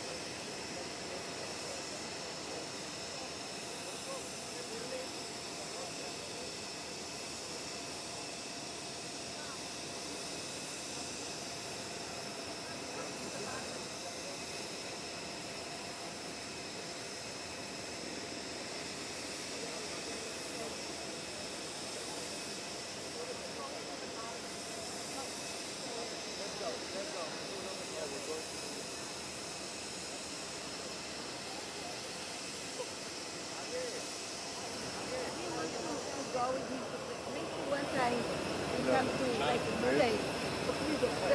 If you had the opportunity to visit the country, I took a picture many times, and I have gone in every corner of it. I bet I'll show you some pointers.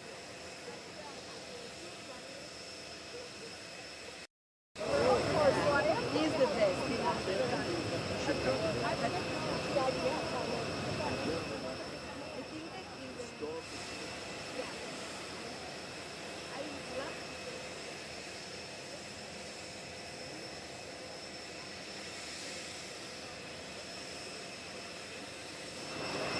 That's the Jesus book. You see the book?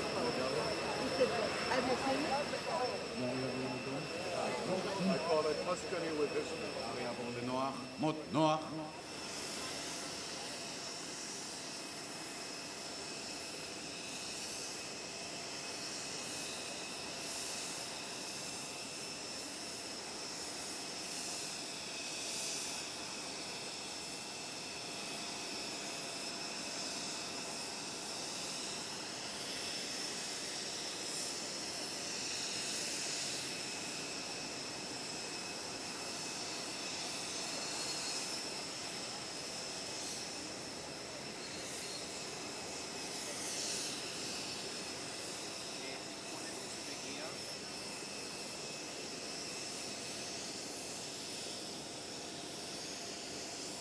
מסדר יעבור לדום, מסדר דום.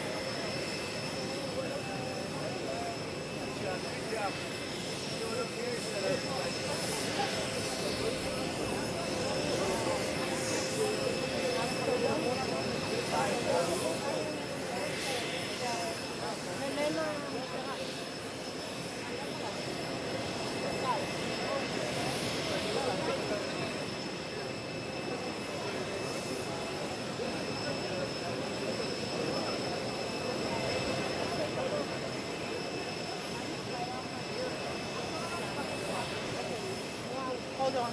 תביאו לי מהר.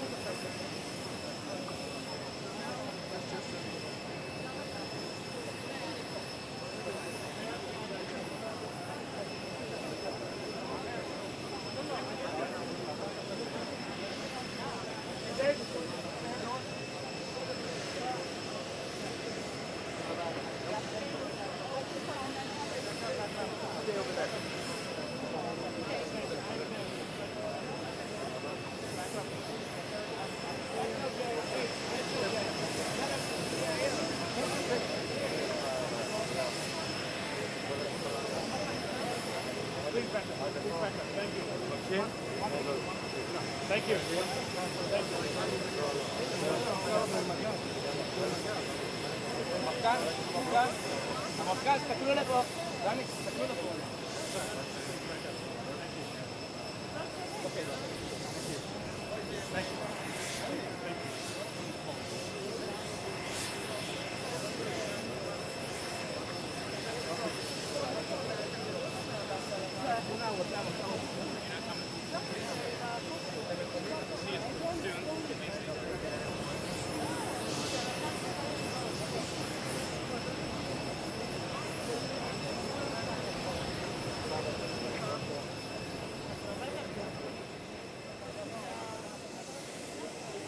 You gotta stay away from the car.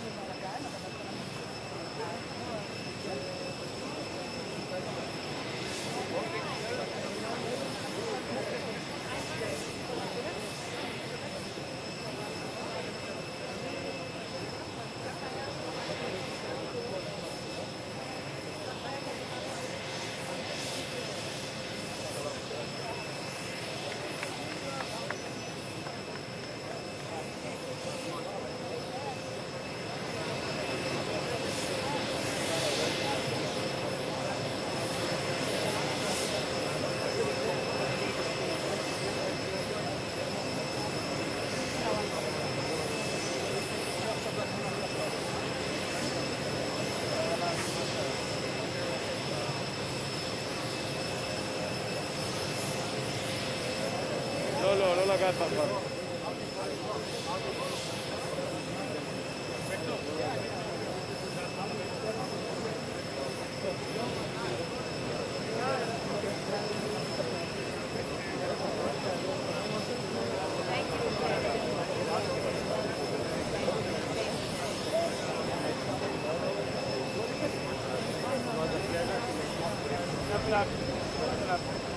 We need to move where all the other photographers are now.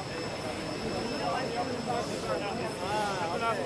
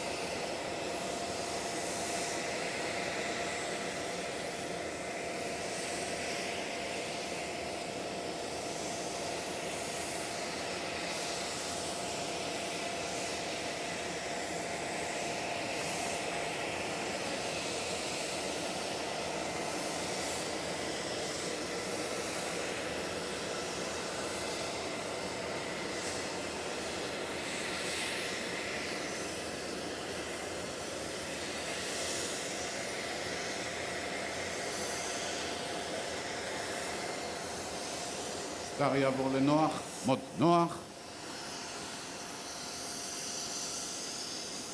מסדר יעבור לדום, מסדר דום.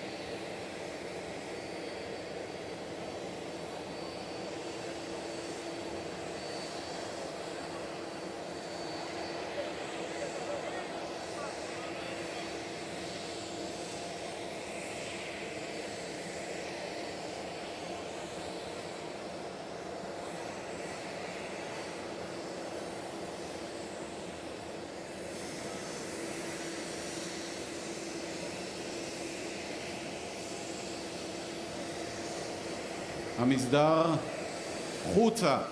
נה. במקום.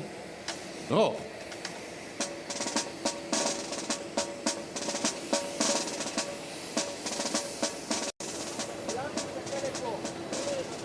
קדימה.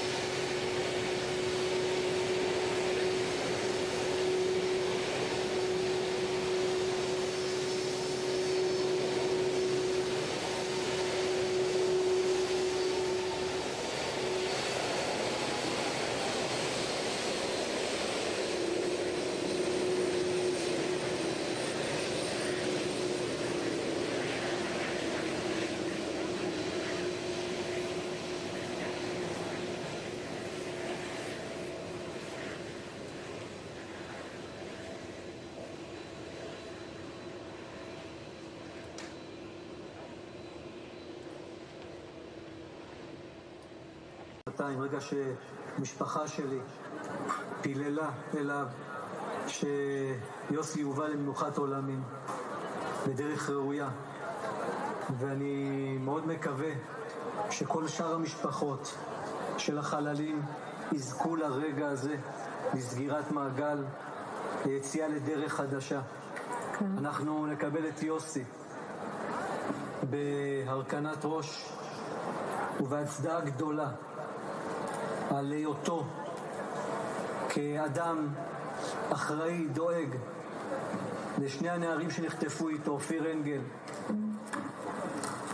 ולעמית שני שהיו איתו, והוא דאג להם יום יום שלא יכו אותם, שהתייחסו אליהם כמו שצריך, שאת המעט אוכל קודם כל הם יקבלו ויוסי היה בשביל אחרים, וזה מעמד והרגע שאנחנו נהיה גם בשבילו. ויוסי היה היהלום שלנו והוא יחסר לנו מאוד, אבל בשבילי בתוך כל הקושי זה רגע שהוא משמח, רגע שחיכיתי לו שנתיים, ובעזרת השם אני מקווה שעם ישראל גם ברגעים האלה ידע שמילינו את חובתנו בנושא של יוסי, ואנחנו צריכים למלא את חובתנו עד תום, עד החטוף האחרון. כן, כי אנחנו מבינים שעוד 3 חטופים חללים חוזרים הערב. יש עוד, וזה כמובן משהו שהמשפחות עצמן צריכות בשביל לסגור את הפרק הזה, וכדי, אני מניחה, אתה מבין טוב ממני, שרון, להמשיך בחיים.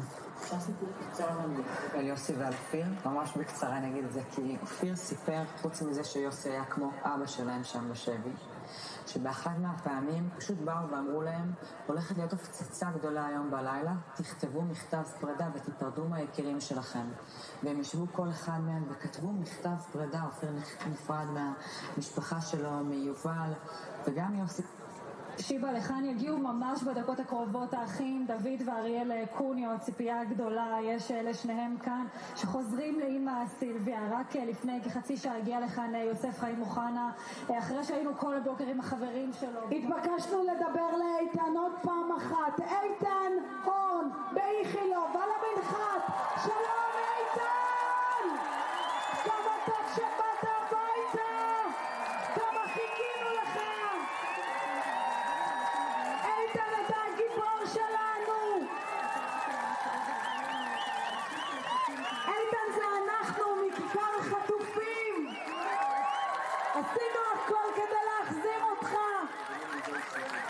ברוך הבא איתן.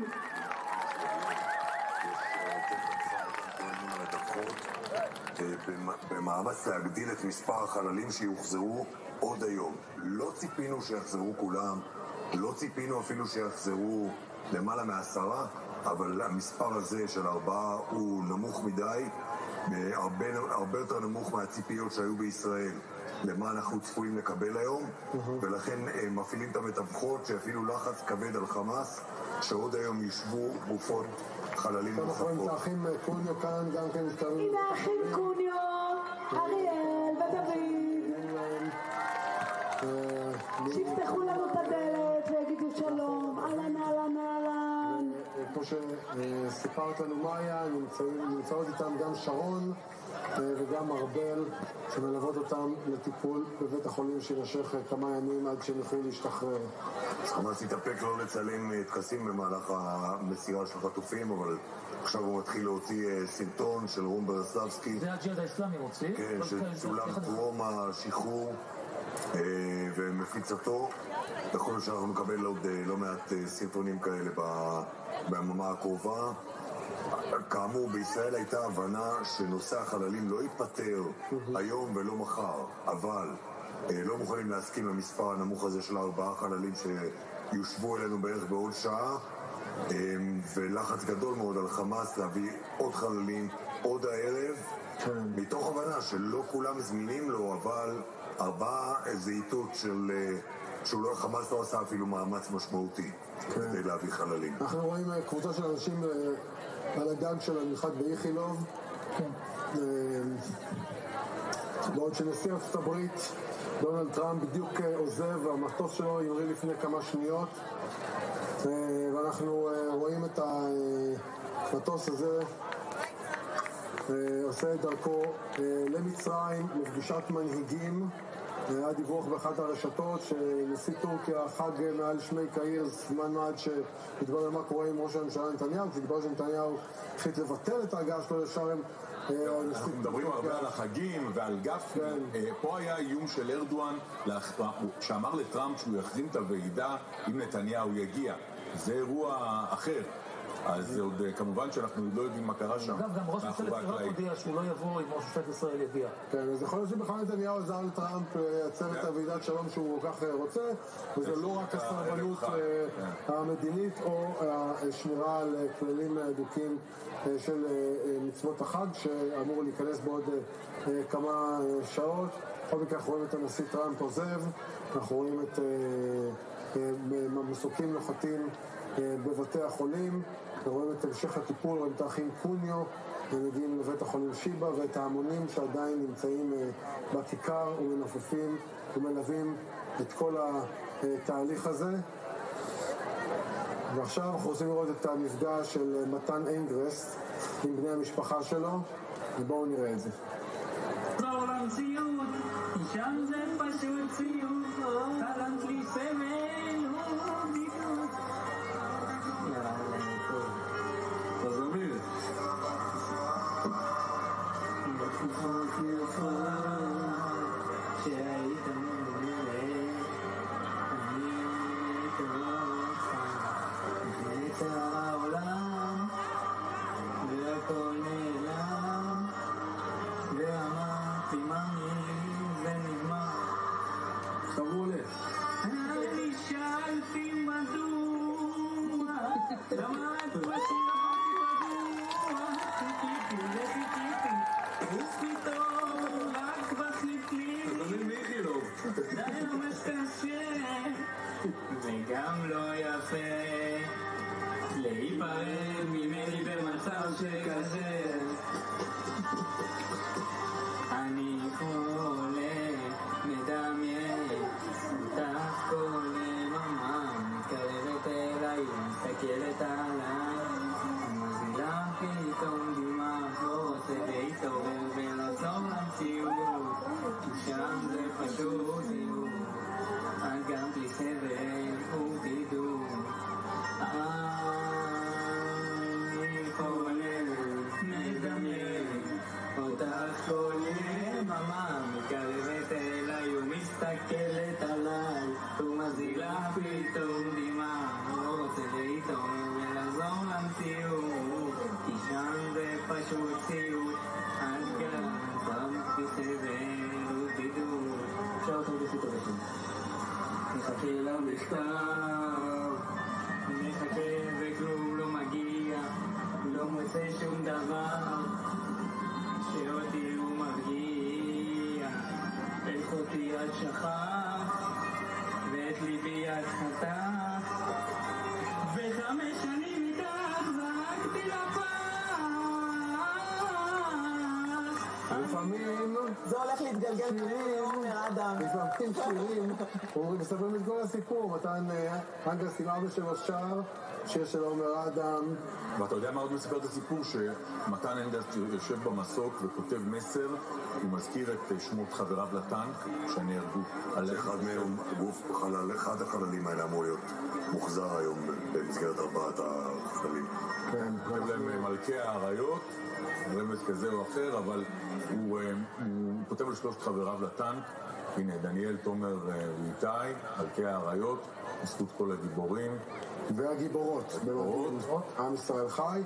ושוב, שר שיר של עומר אדם, הוא לא מוקף בדגלים של מכבי חיפה. זה מדהים לראות אותו עם אבא שלו, בצהרי היום, שרים שיר, שלפני כמה שעות הוא היה בעזה עם מחבלים. זה פשוט, אנחנו רואים את זה, אנחנו מדווחים על זה, אנחנו מנסים לתווך את זה, וזה עדיין לא נתפס. בעיקר זוכרים את התמונות הנוראות של מתן ב-7 באוקטובר. נכון, שהוא נחטף. ומה שיש על המסך עכשיו זה לשי לוי מירן, כותבת פוסט, שמחים ומלאי תודה, אבל האושר שלנו לא שלם בלי החזרת כל החטופים.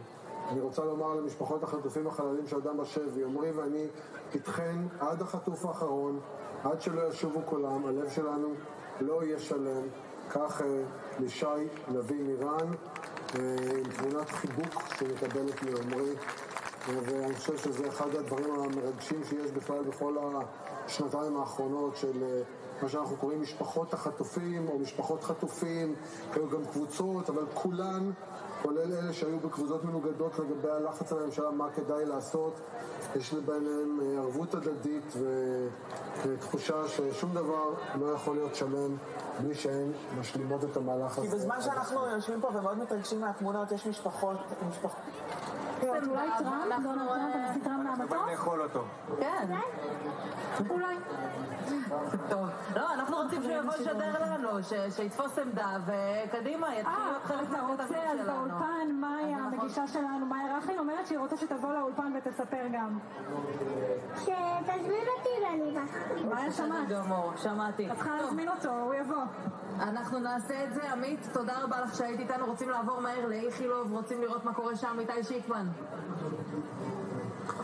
כן, מאיה, ואם תרצי סגירת מעגל כאן באיכילוב, אחרי שקיבלו את החטופות הראשונות ששוחררו אי שם באוקטובר 23, אז היום מגיעים לכאן החטופים האחרונים, כאשר ממש לפני דקות אחדות נוחת כאן איתן הורן, אחרי שהתאחד עם משפחתו, אחרי שהתאחד עם אחיו, עם אחיו, עם הוריו, הוא נוחת כאן ומתקבל בבית החולים, ובכך בעצם מגיע לסיומו מבצע הקליטה של בית החולים איכילוב. הגיעו לכאן נמרוד כהן, עמרי מירן, מתן צנגאוקר, מתן אנגרסט ואיתן הורן, כאשר קיבלנו את קודם לכן ממשרד הבריאות לפחות נכון.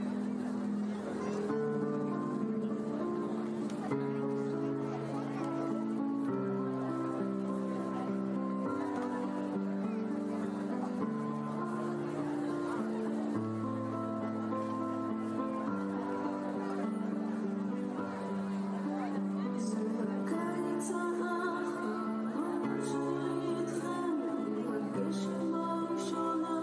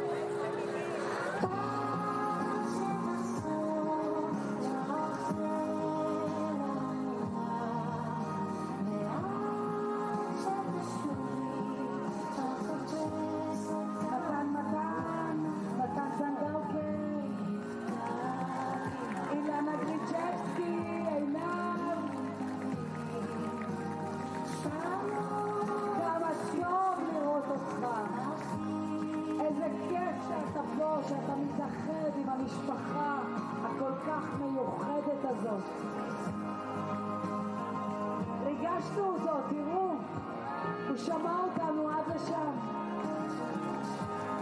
יש!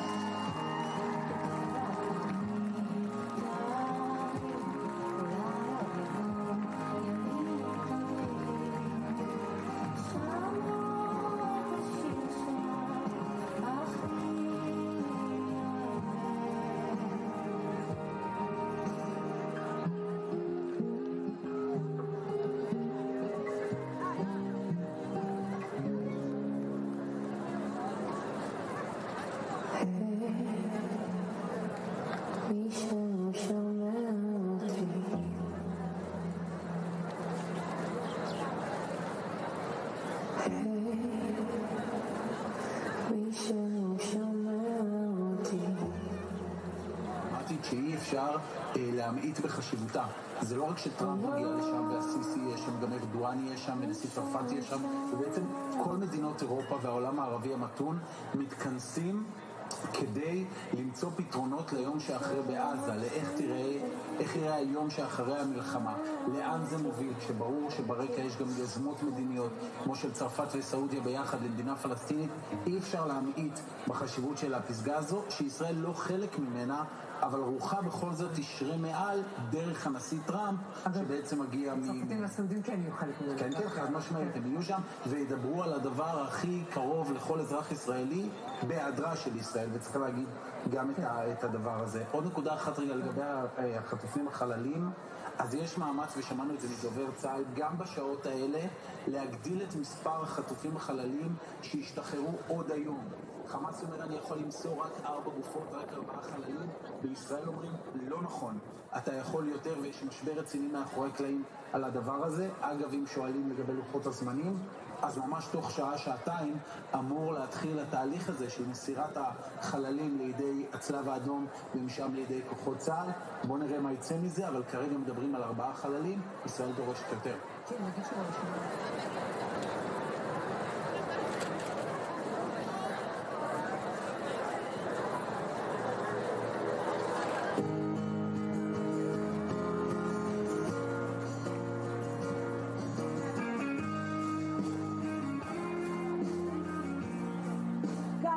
שבאתם הביתה, 20 חטופים חיים על הרגליים, הגיעו הביתה, חזרו הביתה, אלון נואל ומקסים הרקין ואלמנה בוחבוט ויוסף חיים אוחנה ובר קופרשטיין ועומרי ומתן וגיא ואיתן הון ונמרוד ורום ואביתר ואיתן מור ואריאל קוניו ודוד קוניו ואבינתן ושגב כלפון וגלי וזיבי ברמן ומתן אנגרסט. 20 חטופים חזרו אלינו. כמה שמחה, כמה אושר, כמה טוב, איזה חג הם עשו לנו. אבל יחד עם כל זה, אל לנו לשכוח שהמשימה שלנו עדיין לא תמה, שיש 28 חטופים עדיין בעזה שאנחנו מחכים לבואם, 26 חטופים חללים שמגיע להם לחזור הביתה לקבורה ראויה, ועוד 2 שאנחנו לא יודעים מה גורלם. אנחנו נחכה גם עם זה, ואנחנו נהיה פה, הכיכר הזאת תהיה פה, אתם תהיו פה, אני אהיה פה, עד שהחטוף האחרון חוזר הביתה. מלווים את זרעך מרחוק מגלגו, אל תיסע כדי שתוכל לחזור.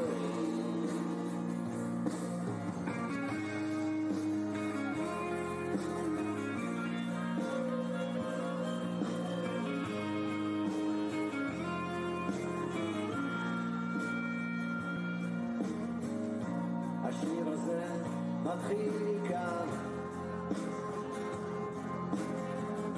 כחול על הדף הלבן,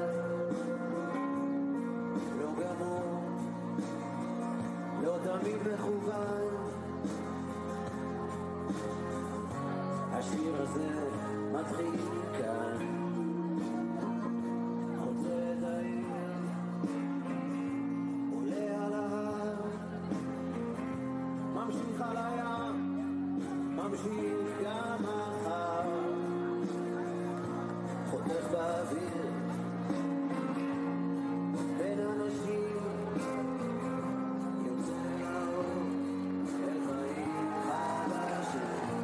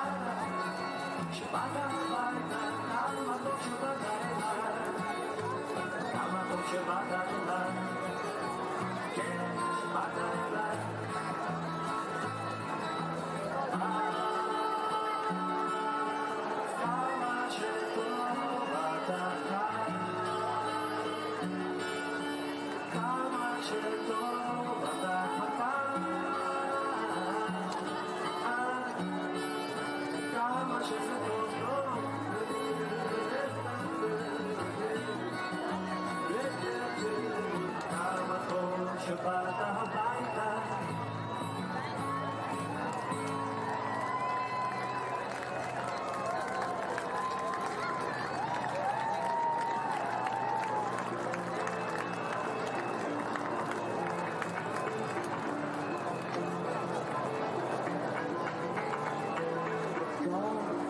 את עצמך במזרח, במקום בו השמש תזרח עלינו, תזרח עלינו.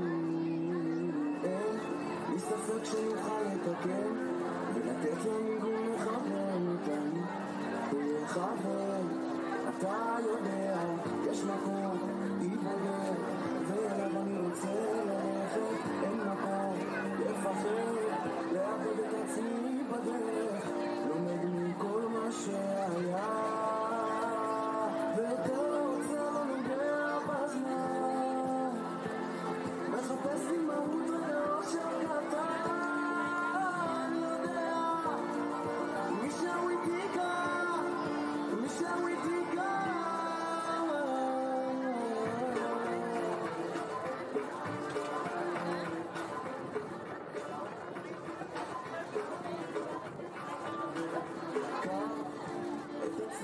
נצרח, אני אתנסה ברכות ונשמח, רק שומעים איך נשמח, רק שומעים ושמע, לכל שאלה יש תשובה, גם מאיפה אתה בעולם, ולאן תלך, מי יודע, יש מקום, יתבודד, ואליו אני רוצה ללכת. אין מקום לפחד, לאבד את עצמי בדרך, לומד מכל מה שהיה, ויותר לא רוצה, לא נוגע בזמן, מחפש לי מהות רגע אושר קטן.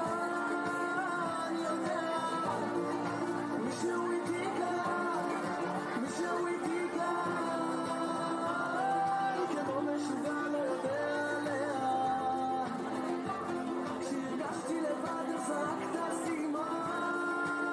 יודע, מישהו איתי כאן, מישהו איתי כאן.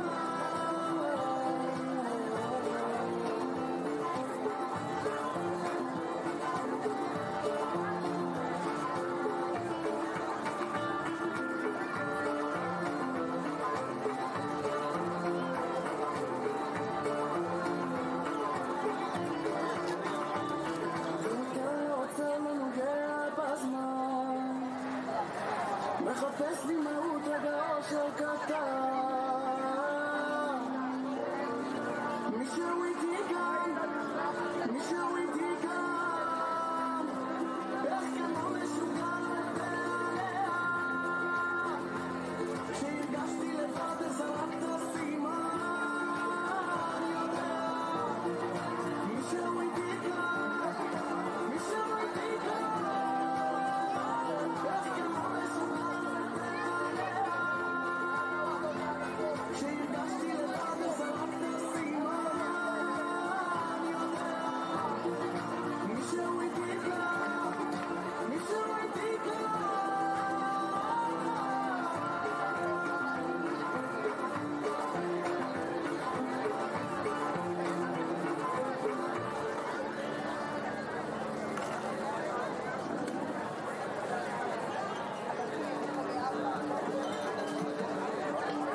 כל הדמעות הכאב שבקעו בעלם עוד יצמיחו עולם. שדות פרדסים של ענק, כלנים ושקט יפרחו לשובם. כל מה שעברנו בדרך גם טעינו, אבל בסוף למדנו שלא נוכל לבד. כל מה שידענו התברר שלא ידענו, ואיך נהיה שמחתנו אין לנו רגע דם. כל הדמעות הכאב שבקעו בעלם עוד יצמיחו עולם.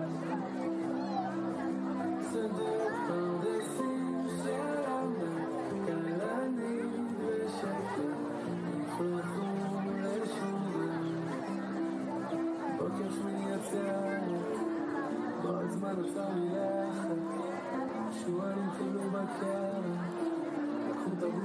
צלם, ואז תוך כדי העלם, הרבנו טוב הגדלנו חסד, יום ברזל וגם חרב, ותפילה בנת הכנסת, עד שכל דמעות הכאב, שם בקום מעלם, לא ישובו רקם, שדות פרדסים שלנו, מפוחית ופסנתר, ינגנו איבר.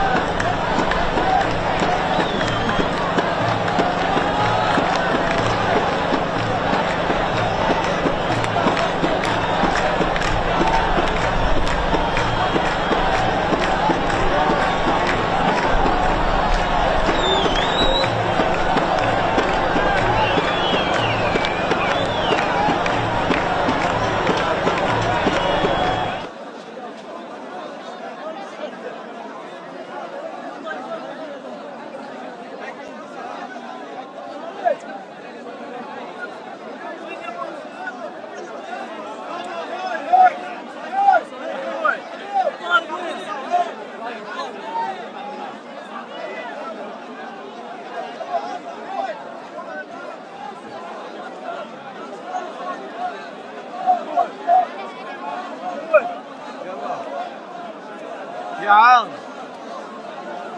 انت طويل قدام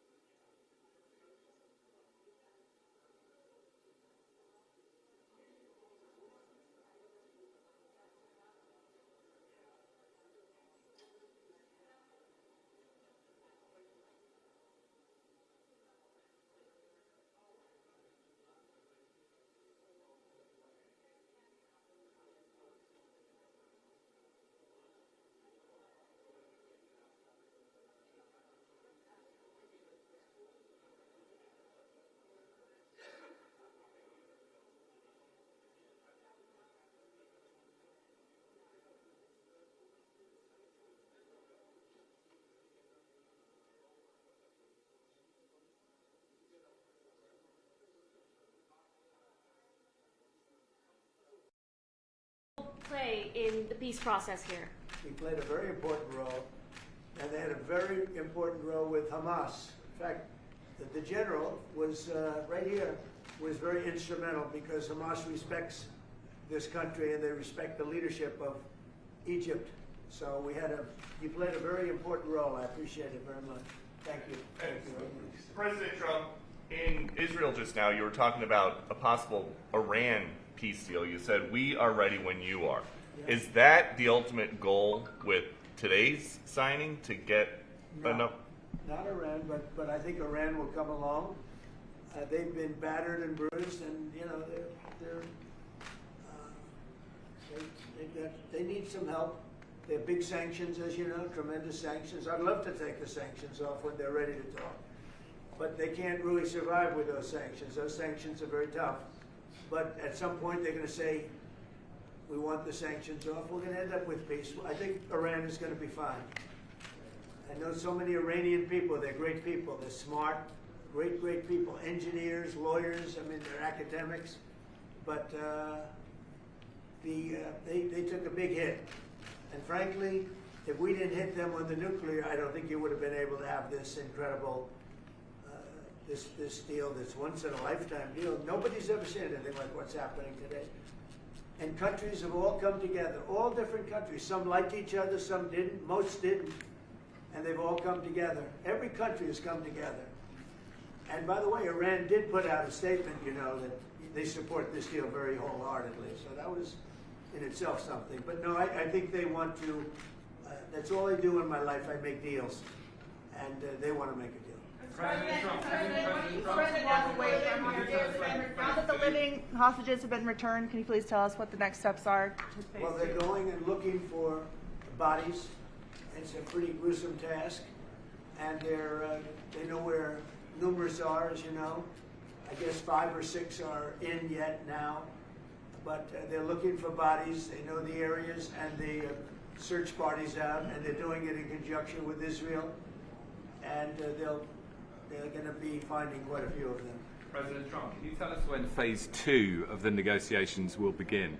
Well, it started. I mean, it started as far as we're concerned. Phase 2 has started. And, you know, the phases are all a little bit mixed in with each other. They're going to start cleaning up. If you look at Gaza, it needs a lot of cleanup. That's why when I talked in my speech, I talked about the debris. I used the word debris. That's debris times 10. So, but they're going to really do a job. They have a lot of power. In another room, you have the wealthiest, some of the wealthiest nations in the world. All leaders, the big leaders are here, the emirs and the kings and everybody, and it's a very interesting group. I guess we have like 35 countries, and that's only because they were the 35 that we invited. Everybody that we invited came. So there's a lot of respect. And I think you'll see some tremendous progress, both in the Middle East. This country is doing very well. It has good leadership. It's about leadership. And it's really nice when you say, how is your crime situation? And they don't even know what you're talking about. What do you mean crime? We don't have crime. Because if he has crime, he puts it out very quickly. Some people think that's not nice, but I think it's great. Because people don't want to be mugged and smashed, and they don't want to be stupid people. They have a place that is doing very well. We're very proud of him, because we knew each other from the beginning. The first time I met, it was in a hotel, and I was going to meet him, and then Hillary Clinton was following me. Remember? Hillary Clinton. And he liked me so much, he never even got to see Hillary. He saw her for about 2 seconds. But he didn't really want to waste a lot of time. He knew what was going to happen. But that was the first time we met, and we had a very good chemistry together. And it continues till today. So I want to thank you all very much. I appreciate the way you covered this really momentous, I've never seen anything like it.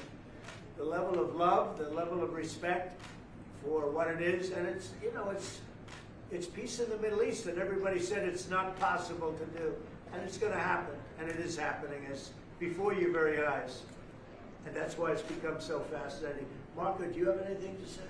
Egypt's been a phenomenal participant. I think both Steve and Jared will tell you the critical role they played and they can tell you themselves, they hosted the talks here, and they're going to play a very important role now in the follow-up, the implementation of this, which is really, it's not simply about restoring Gaza, it is about transforming the region. So we have an incredible partner, a long alliance, very capable partner here, and a tremendous collection of leaders.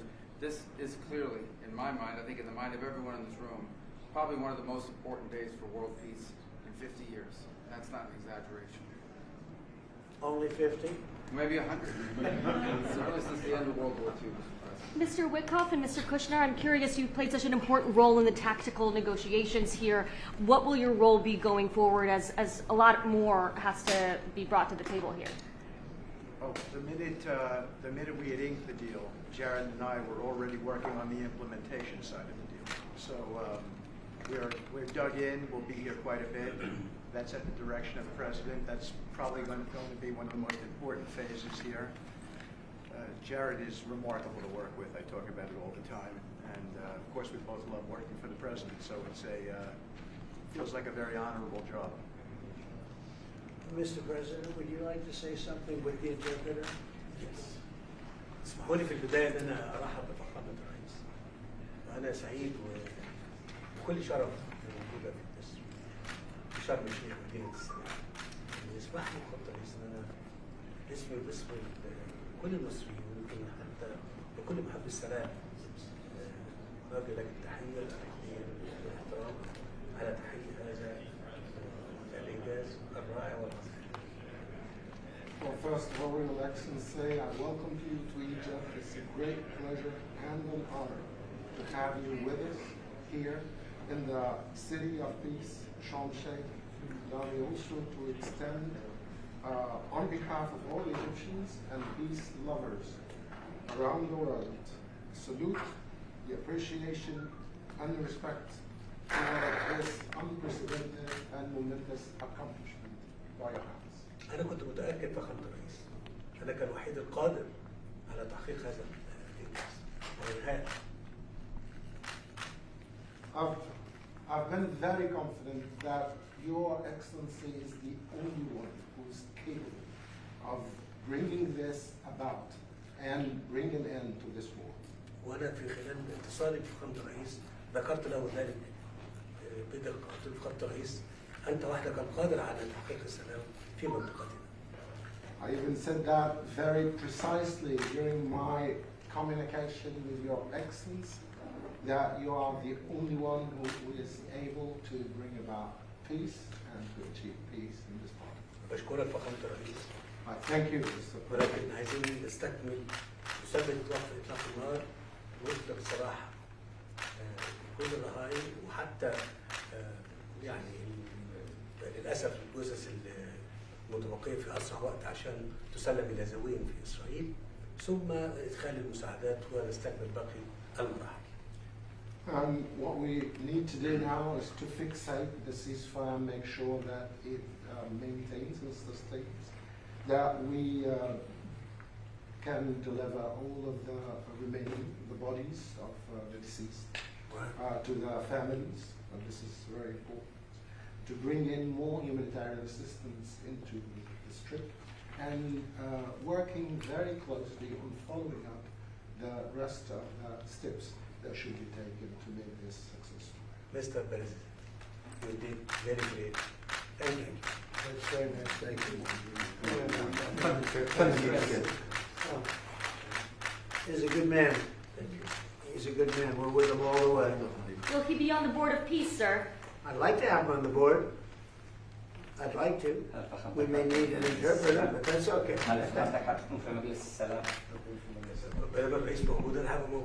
As long as the President, His Excellency, You can't do better. The Board of Peace, I'll be there. We've had many leaders want to be on the board, actually, the Board of Peace. It's taken on, Steve, I'd say a life of its own. Do you want to discuss that, what's happened? I think we have a long list of applicants to be on that board. Yes, everybody wants to be. That's very nice. That's better than the other way. Usually it's the other way. Nobody wants to be on the board. But it's really taken on, this whole thing has taken on a life that's very different. So it's been really a great honor. And you people have done a fantastic job, I want to tell you. We appreciate it very much. Thank you very much, everybody. All right, thank you. Let's go, thank you. Hold it 1 second. Yes. أنا عايز دعم فخامة الرئيس ورعايته معانا في مؤتمر إعادة الأمن. I just want and look forward to Your Excellency's support and your sponsorship with us in the conference for the reconstruction. Thank you. 100%. Thank you. Thank you, everybody. All right, thank you, Brad. You guys, let's go. Thanks, guys. Let's head out.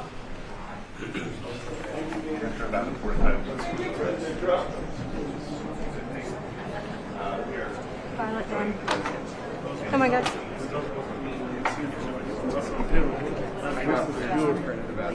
Yep.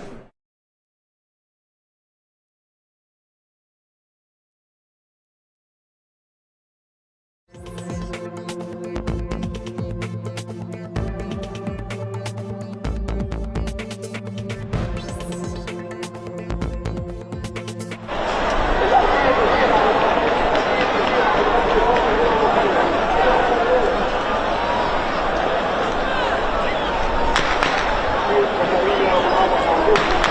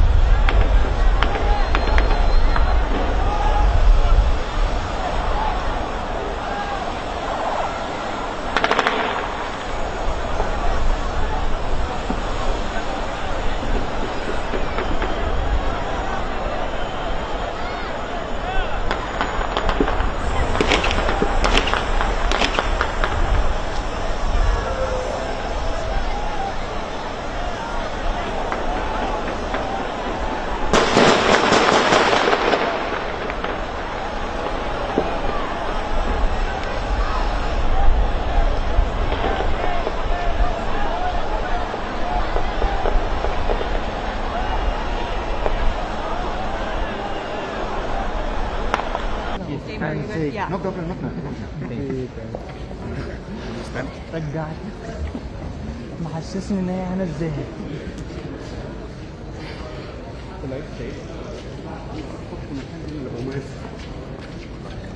اردوغان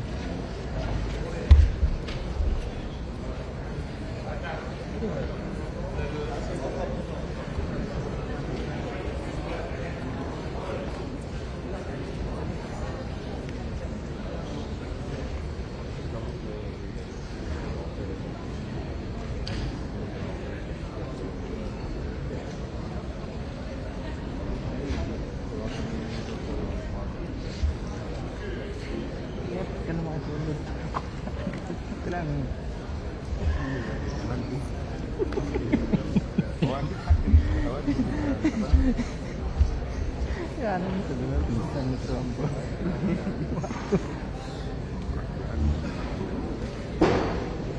والله بس برضه يعني هتعمل ايه؟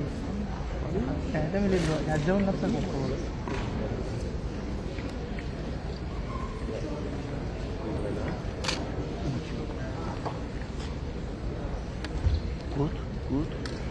Monica, he's going to be on the first row.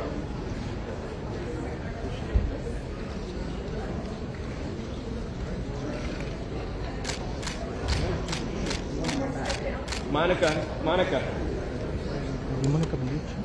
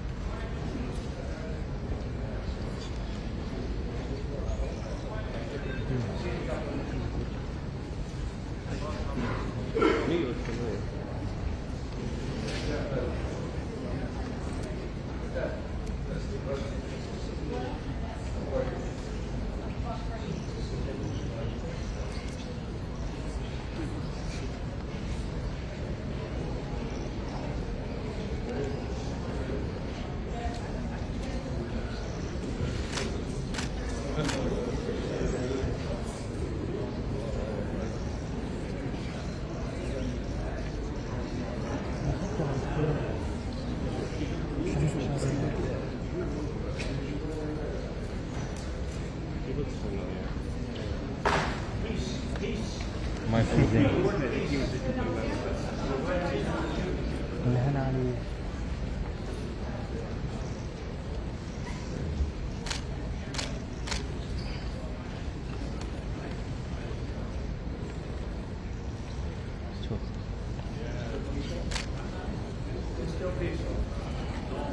You don't want him as an enemy.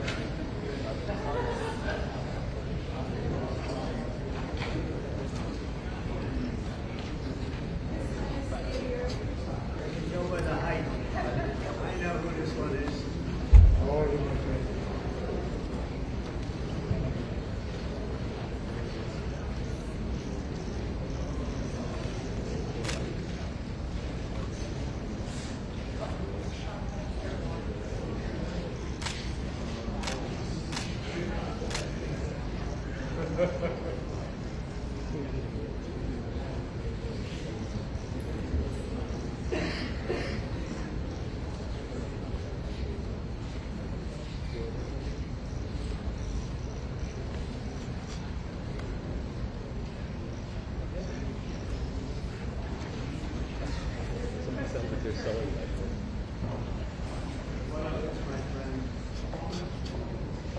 You know how tough this man is, but I like him. I like him.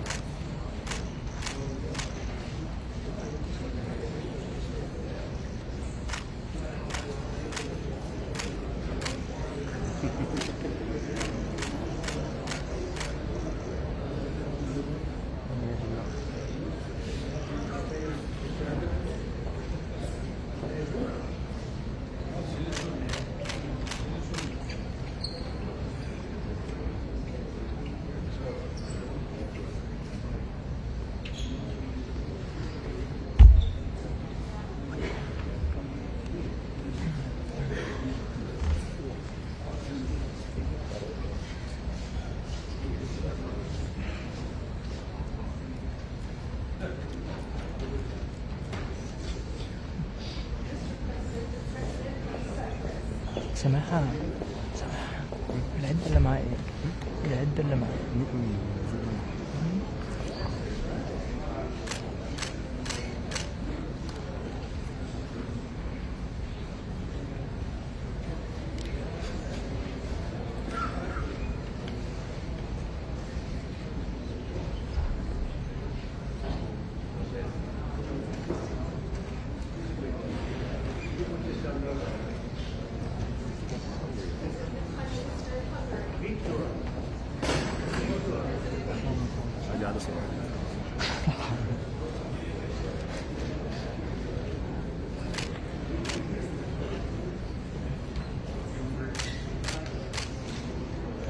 كده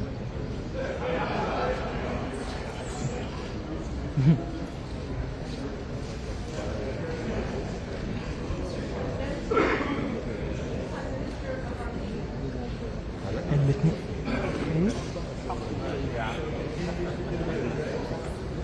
هو الاثنين زد 9 ألماني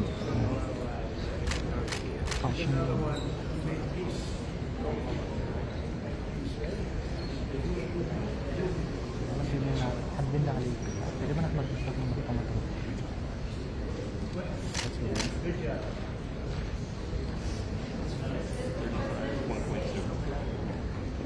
That's what I'm shooting at, so it's fixed. 35, yeah, fixed.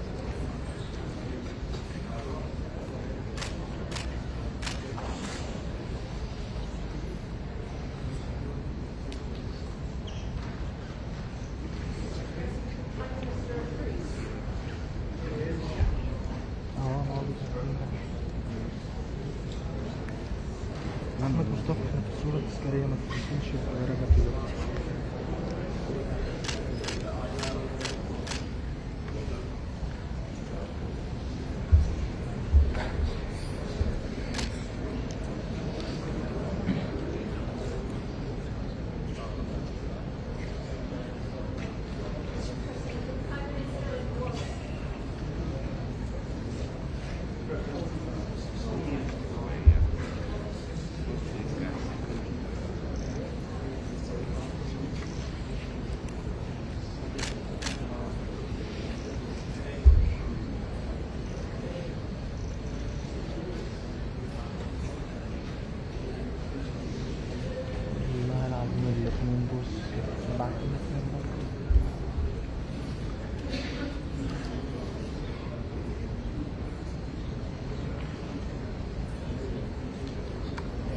هو الفلاش ده ايه؟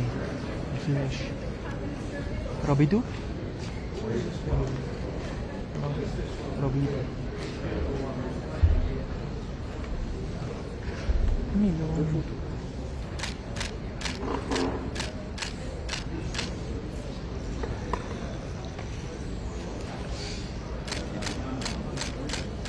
بولغاريا بولغاريا There he is. Gave me a nice nomination.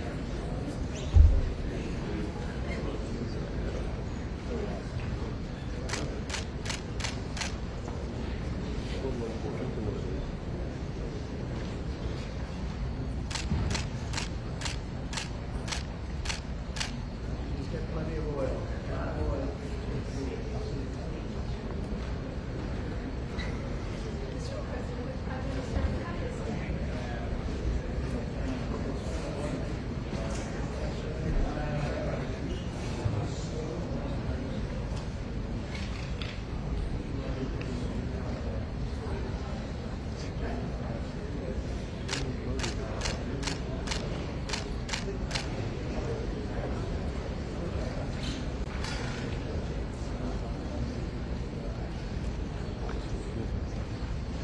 Pakistan.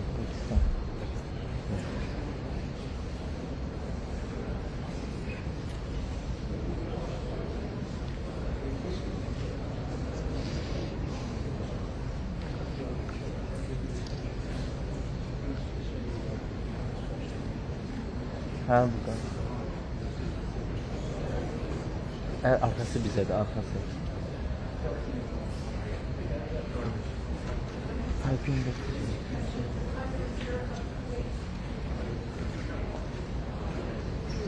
Azerbaycan mı? Yes. Baku? Yes.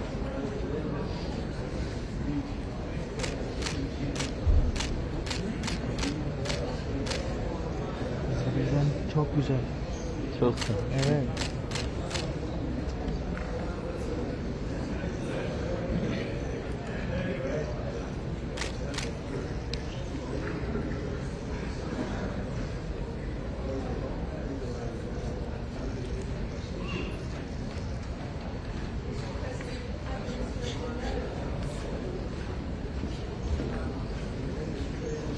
Resimler gönderiyor musunuz? Hemen mi? Hemen. Ha. İnternet? Evet.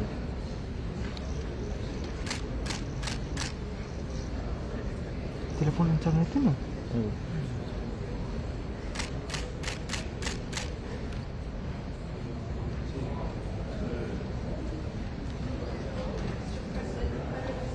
Gösterme.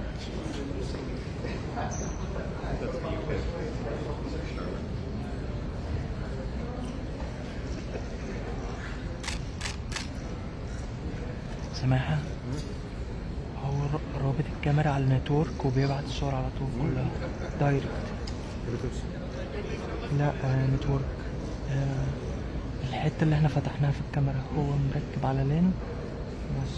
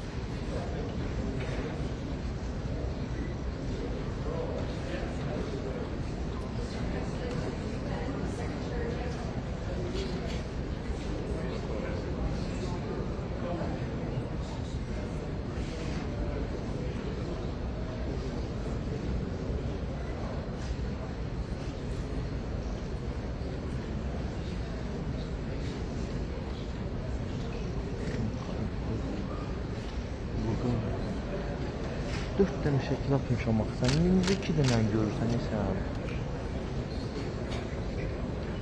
Yukarıda da atmış abi.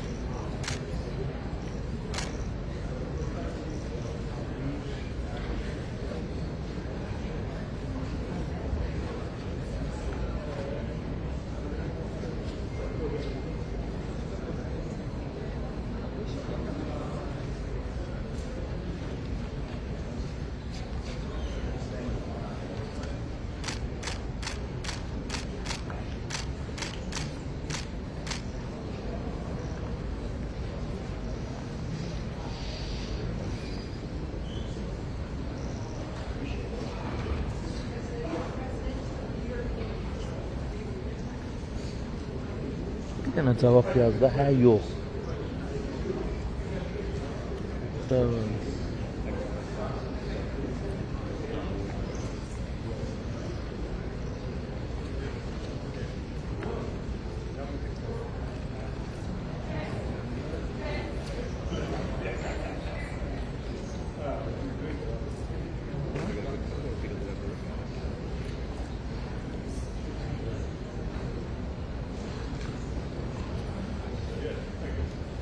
Daniel, is this the last one? Or Egypt has to go, yeah?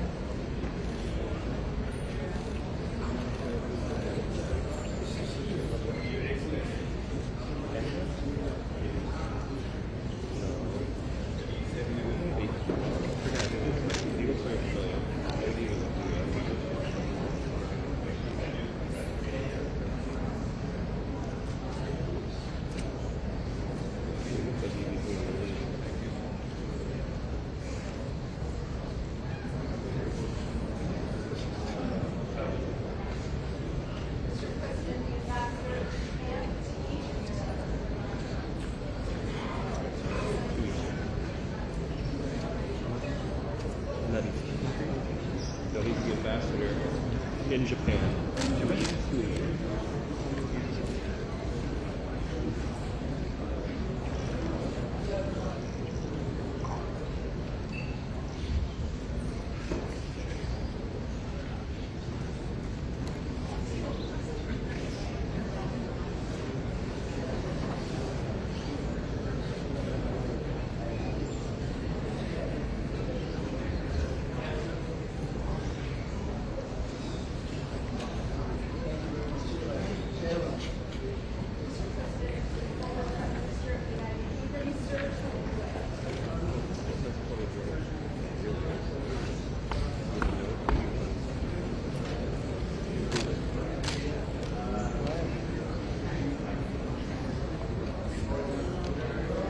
We should have the FIFA back too.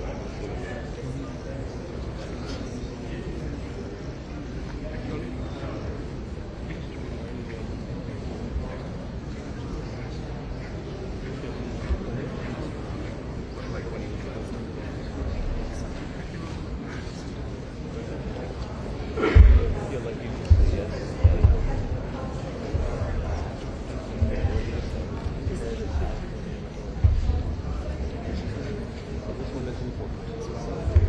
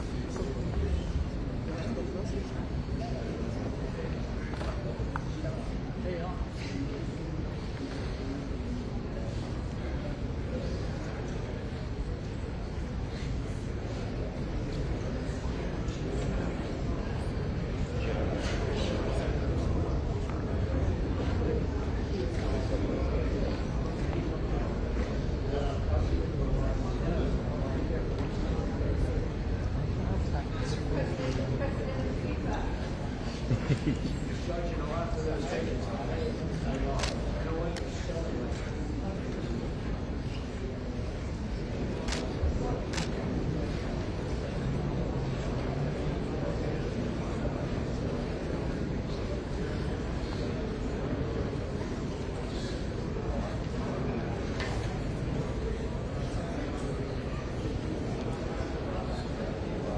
نبدأ من أول تاني؟ لا هيوقفوا بقى يبدأوا يوقفوا الناس.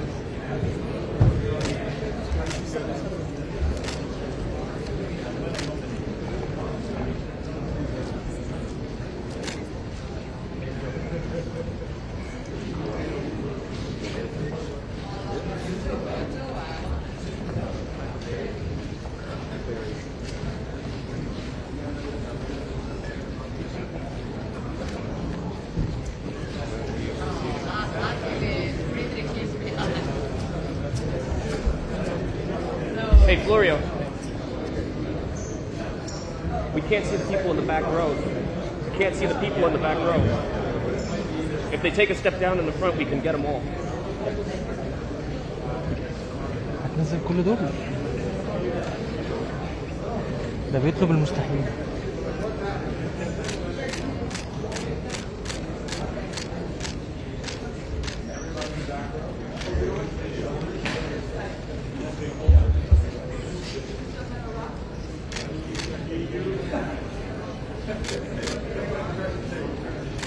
كلهم شبك في البتاع والله.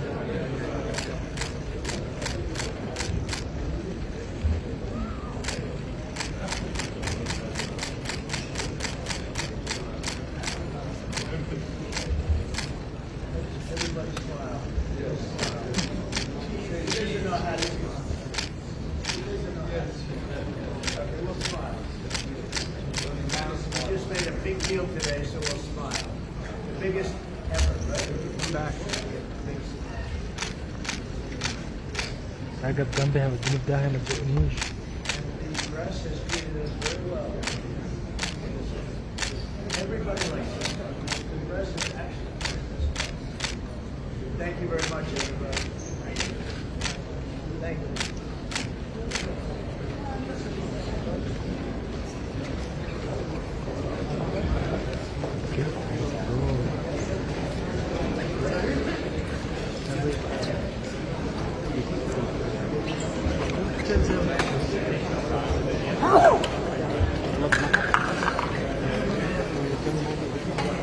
Daniel, happy Thanksgiving.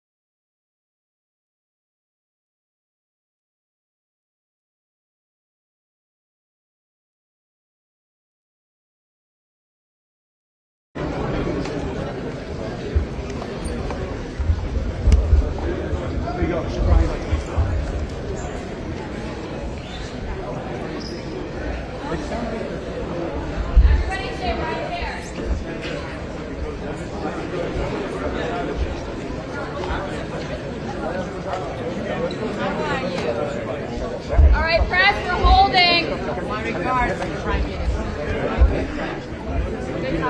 I need everybody to move back to the pin. Move the pin. All right, if we want to go to the next room, we need to go back in that pin. Keep moving, keep moving.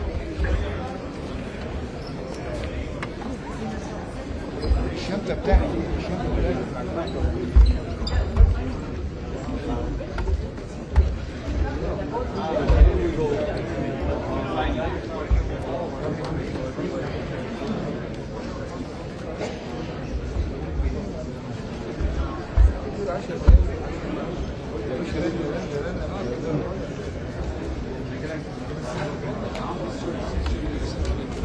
Trying to get through.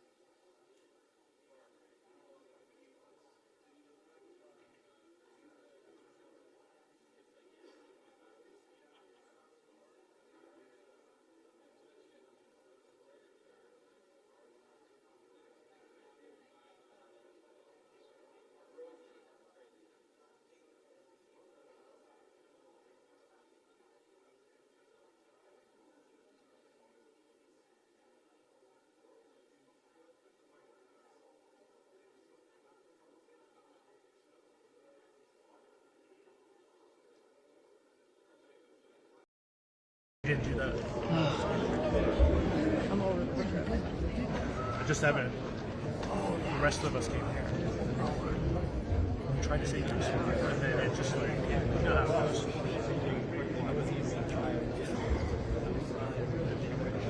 Yeah, I guess it's our turn.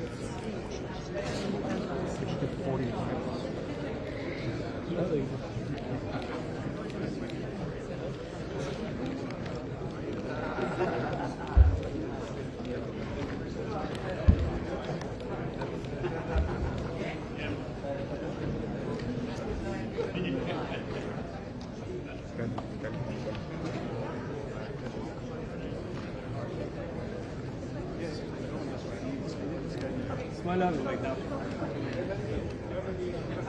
Celalettin abi geldi mi? Ne yapıyor? Ya dolaşıyorsa.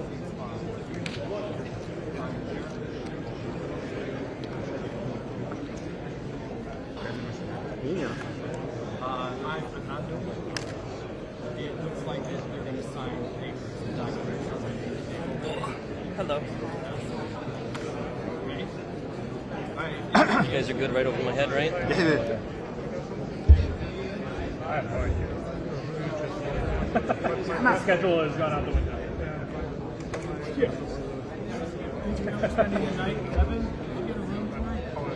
Yeah, 2. Bring your night bag? Yep.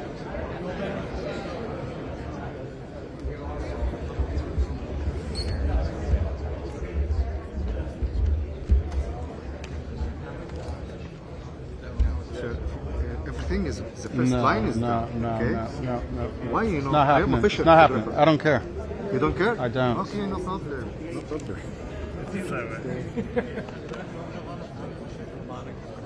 Okay, ماشي هذاك.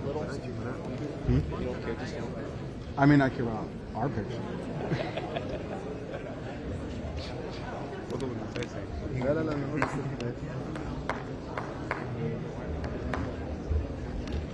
أنا أدي لك أنا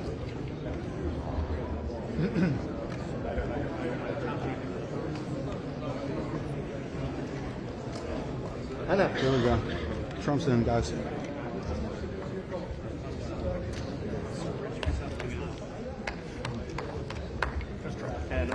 من فضلك هنا.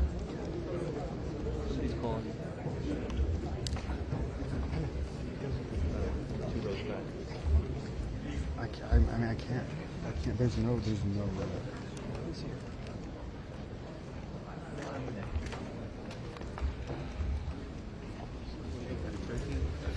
Qatar, Egypt.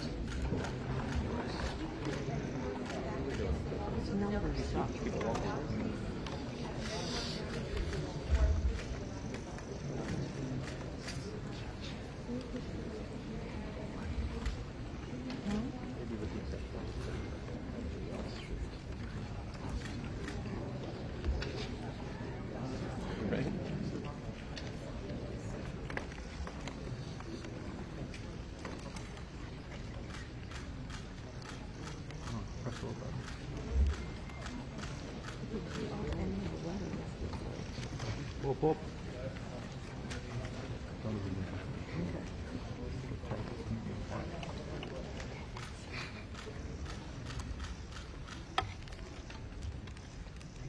Thank you very much, everybody. This is a tremendous day for the world. It's a tremendous day for the Middle East.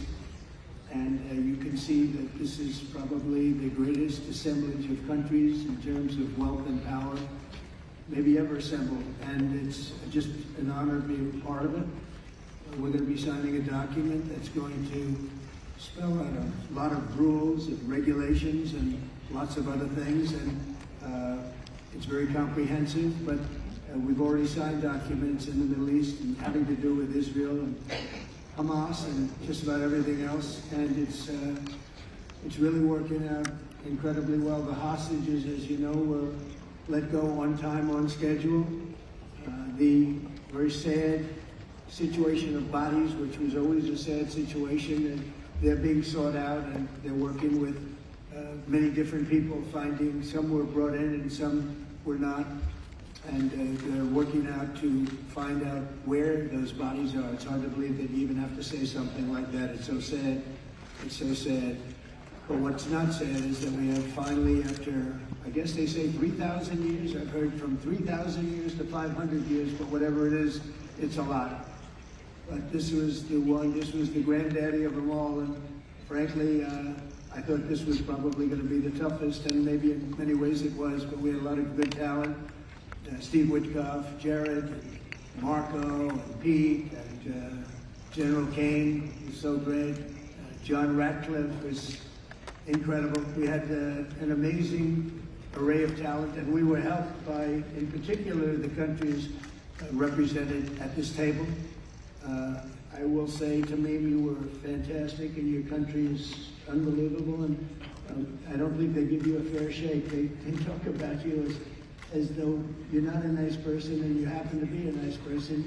You happen to live in a little tough neighborhood. You're surrounded by everybody. And without you, this wouldn't have happened. And I just want to thank you very much. That's Qatar. And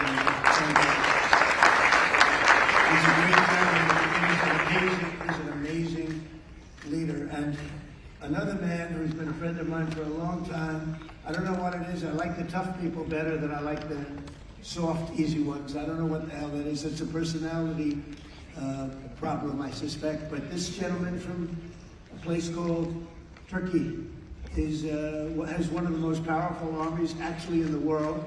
It's much more powerful than he even lets known. If you look at some of the recent conflicts, he was at the top of them, and he was winning them, and he did win them.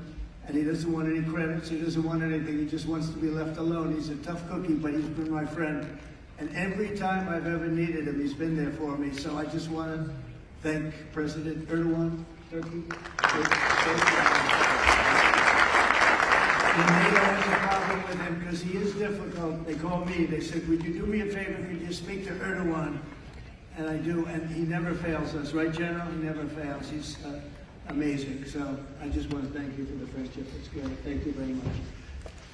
And then, of course, we have the host tonight, and I just want to thank you very much. There was a reason we chose Egypt, because you were very helpful, and very, very helpful. Everybody wanted to have this, but we really thought it was appropriate, and you are a great leader. We have very little crime. We have problems that other countries don't have, and of course, nothing's perfect, but the job you do is amazing, and I want to thank you. Another one, we've been my friend right from the beginning.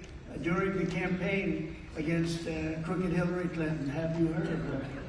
We were both downstairs waiting to go up to meet this gentleman who has a place called Egypt, the oldest civilization. They say 6,000 years.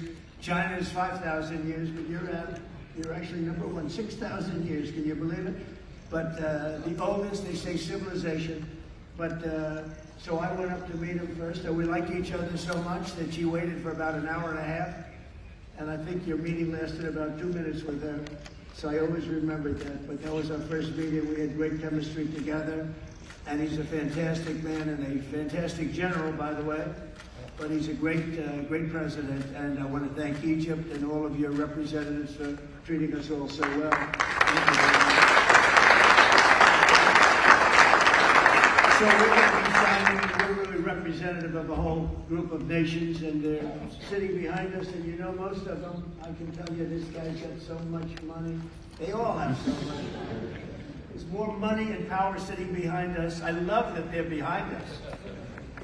We've never been sitting behind anybody before. This is a very unique position for them, but they are seriously, they're among the most powerful countries in the world, the richest countries in the world, and there's never been really an assemblage like what we have today. I don't think I've never seen it anyway. And I want to thank everybody for being with us. Man, I just solved the war for him. Azerbaijan. Oh, did I do a good job? Where is Harry? You guys are still getting along, right? We fought for 32 years, and in about 1 hour we settled it, right? And they like each other now, too. That's great. Well, I want to thank everybody for being here. Italy, she's a very strong ruler. She's doing a great job. You're doing a great job. Thank you very much. So many, but we're actually going to be making a speech after this, so this is just a very important signing, but we're doing a signing, then we're doing a speech, and then I may stay behind with the leaders just to talk about that, some things without the press. I want to thank the media for you've been so respectful on this deal. You know the importance of the deal, and I really, it was so pleasant to watch. I was on the plane for quite a while listening to the various newscasts, and they were all fair. They were talking about how incredible this is. This is an incredible day for the world, let alone the Middle East. So I just wanted to thank the media. They really treated it with respect. I wish you could be like that on other things, but that's perhaps too much to ask for. But on this, tremendous, everybody feels the same. Just tremendous respect, and we appreciate it very much. Can we get the documents, please? Okay. We'll sign right here. Okay.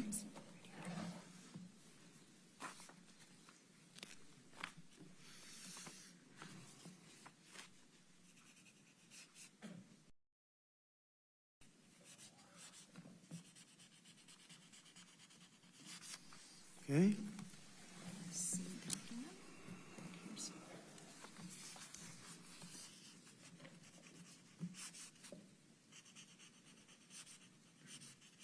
This took 3,000 years to get to this point. Can you believe it? And it's going to hold up, too. It's going to hold up. Okay, thank you. You can use my pen if you want. Have a pen? Want to use mine? Okay. Okay.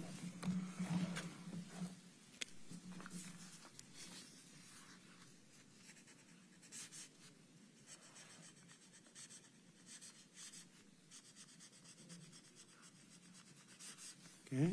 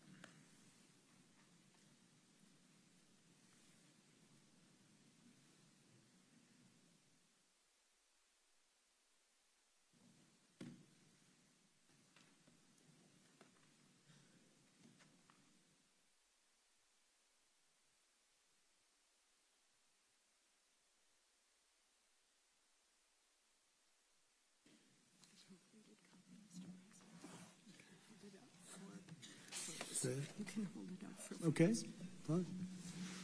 I think we're going to hold it up. I don't hold up the signature page, yeah.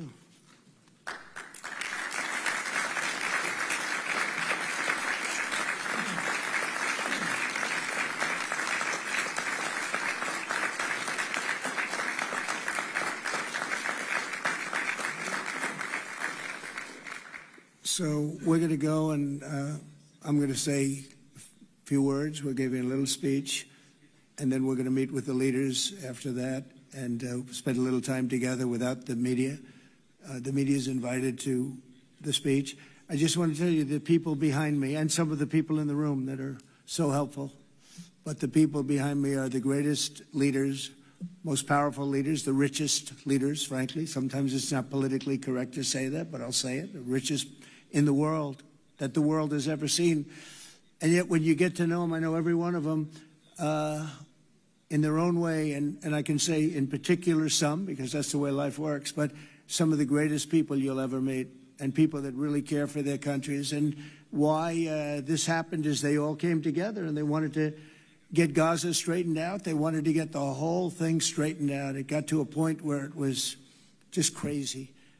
And once they got together and once we started talking, it went really, Tamim, it went smoothly. It went so smoothly. You were such a big help, but it went so smoothly that nobody can even believe it, that we're sitting here and getting this all certified out and all done. And everybody's happy about it. Everybody's happy about it, like I've never seen before, actually. I've done other deals, and people don't care as much.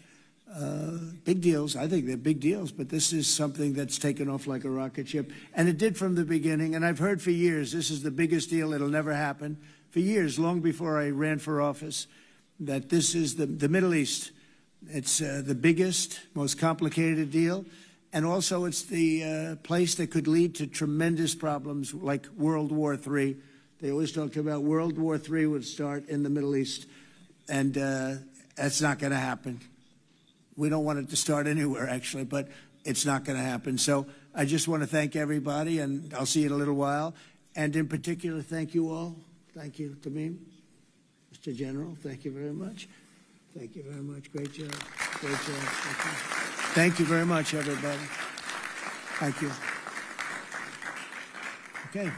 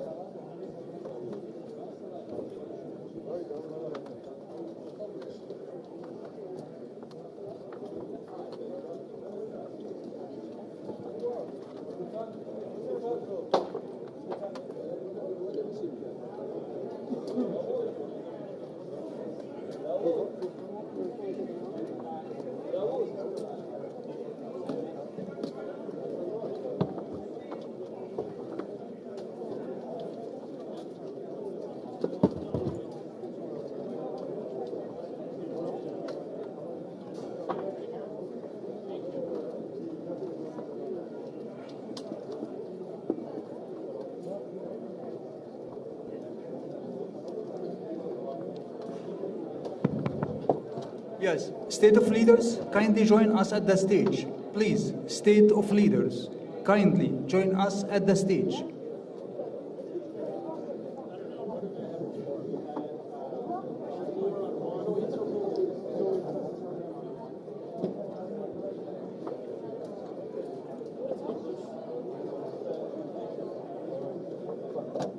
Head of States, kindly join us at the stage. Please, all the head of states, kindly join us at the stage.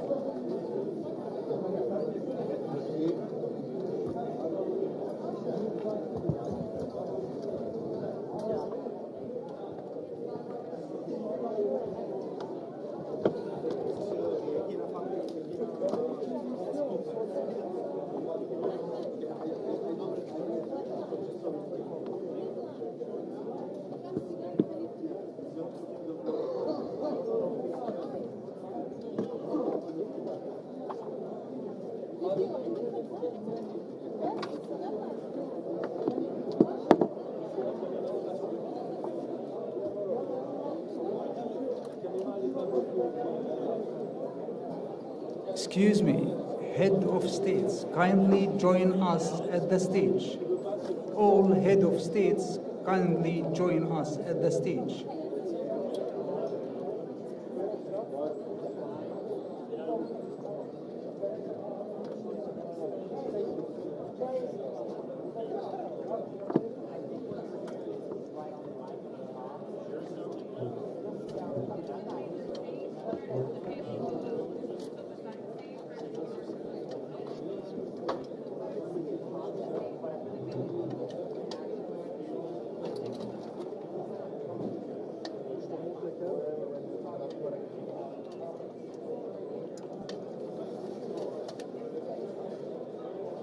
kindly all the leaders join us at the stage. Thank you.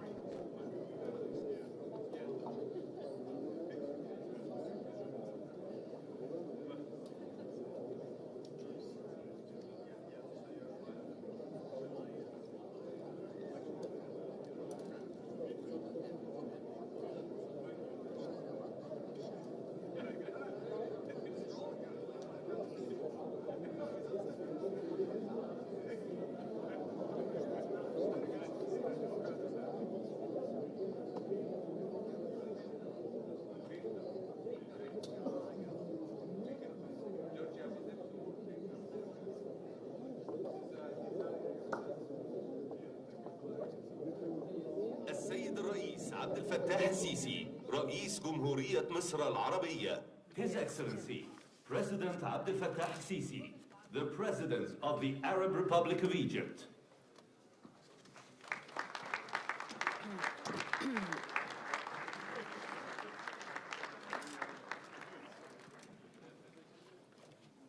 تفضلوا. Kindly be seated.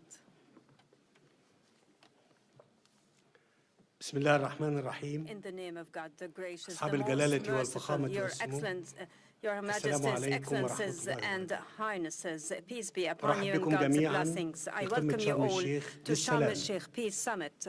في هذه اللحظة At التاريخية At this الفارقة historic التي شهدنا milestone فيها where معا we all together التوصل have لاتفاق witnessed شرم the الشيخ reaching of Sharm el-Sheikh لإنهاء agreement الحرب on ending في war غزة in Gaza وميلاد and بارقة the الأمل birth of a glimpse of hope فأن يغلق هذا that الاتفاق such deal صفحة ends أليمة an في تاريخ agonizing البشرية chapter in the history of mankind ويفتح الباب and لعهد opens the جديد door, ushering من in a السلام new era والاستقرار of في peace الشرق and الأوسط stability in the Middle East. ويمنح شعوب The المنطقة deal offers التي أنهكتها الصراعات غد أفضل.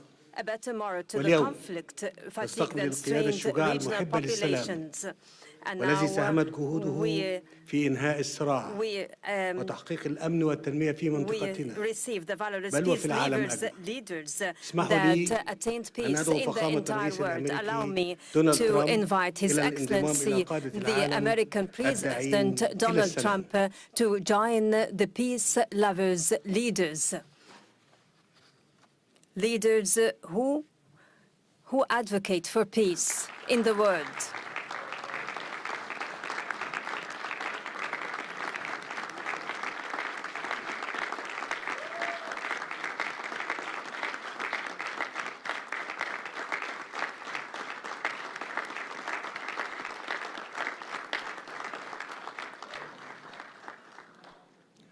وأود أن أعرب عن تقديرنا البالغ to لكم express وقيادتكم our الحكيمة لتلك المسيرة appreciation في ظل ظرف بالغ الدقة بما انعكس Your في Excellency طرح خطتكم at this critical لإنهاء هذه circumstance الحرب reflected in your المأساوية proposed plan for ending والتي this خسرت معها tragic الإنسانية a الكثير. war during which humanity وأود أن incurred أشكر significant شركائنا losses. I في would الولايات like المتحدة to thank وتركيا our وقطر partners in على جهودهم United المخلصة States, Turkey and Qatar وأعيد for التأكيد their على دعمنا dedicated efforts. وتطلعنا And I لتنفيذ reiterate هذه our الخطة support and بما aspiration to يخلق the الأفق execution of السياسي this اللازم plan, creating the essential لتنفيذ حل political الدولتين horizon for the باعتباره السبيل implementation of الوحيد the two-state نحو solution, تحقيق for الطموح it is the only المشروع pathway to the للشعبين fulfillment of the الفلسطيني legitimate ambition of both والإسرائيلي Palestinian في and طي صفحة Israeli الصراع peoples, والعيش بأمان. turning over the conflict page لقد and safely أثبتتم live. فخامة الرئيس Excellency President, أن you القيادة have الحقيقية ليست في demonstrated شأن that genuine الحروب leadership وإنما doesn't في mean القدرة war على waging, إنهائها.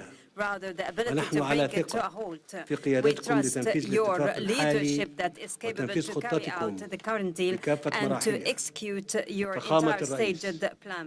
Excellency فلتكن حرب President, غزة let آخر Gaza war الحروب be the في last الشرق of الأوسط. wars in the Middle East. أصحاب الجلالة والفخامة Majesties, والسمو، Excellencies and Highnesses, لقد دشنت مصر مسار Egypt السلام launched في peace الشرق trajectory الأوسط in the Middle East قبل ما يقارب نصف قرن nearly half a century وتحديداً ago, specifically في نوفمبر in عام November 1977 1977.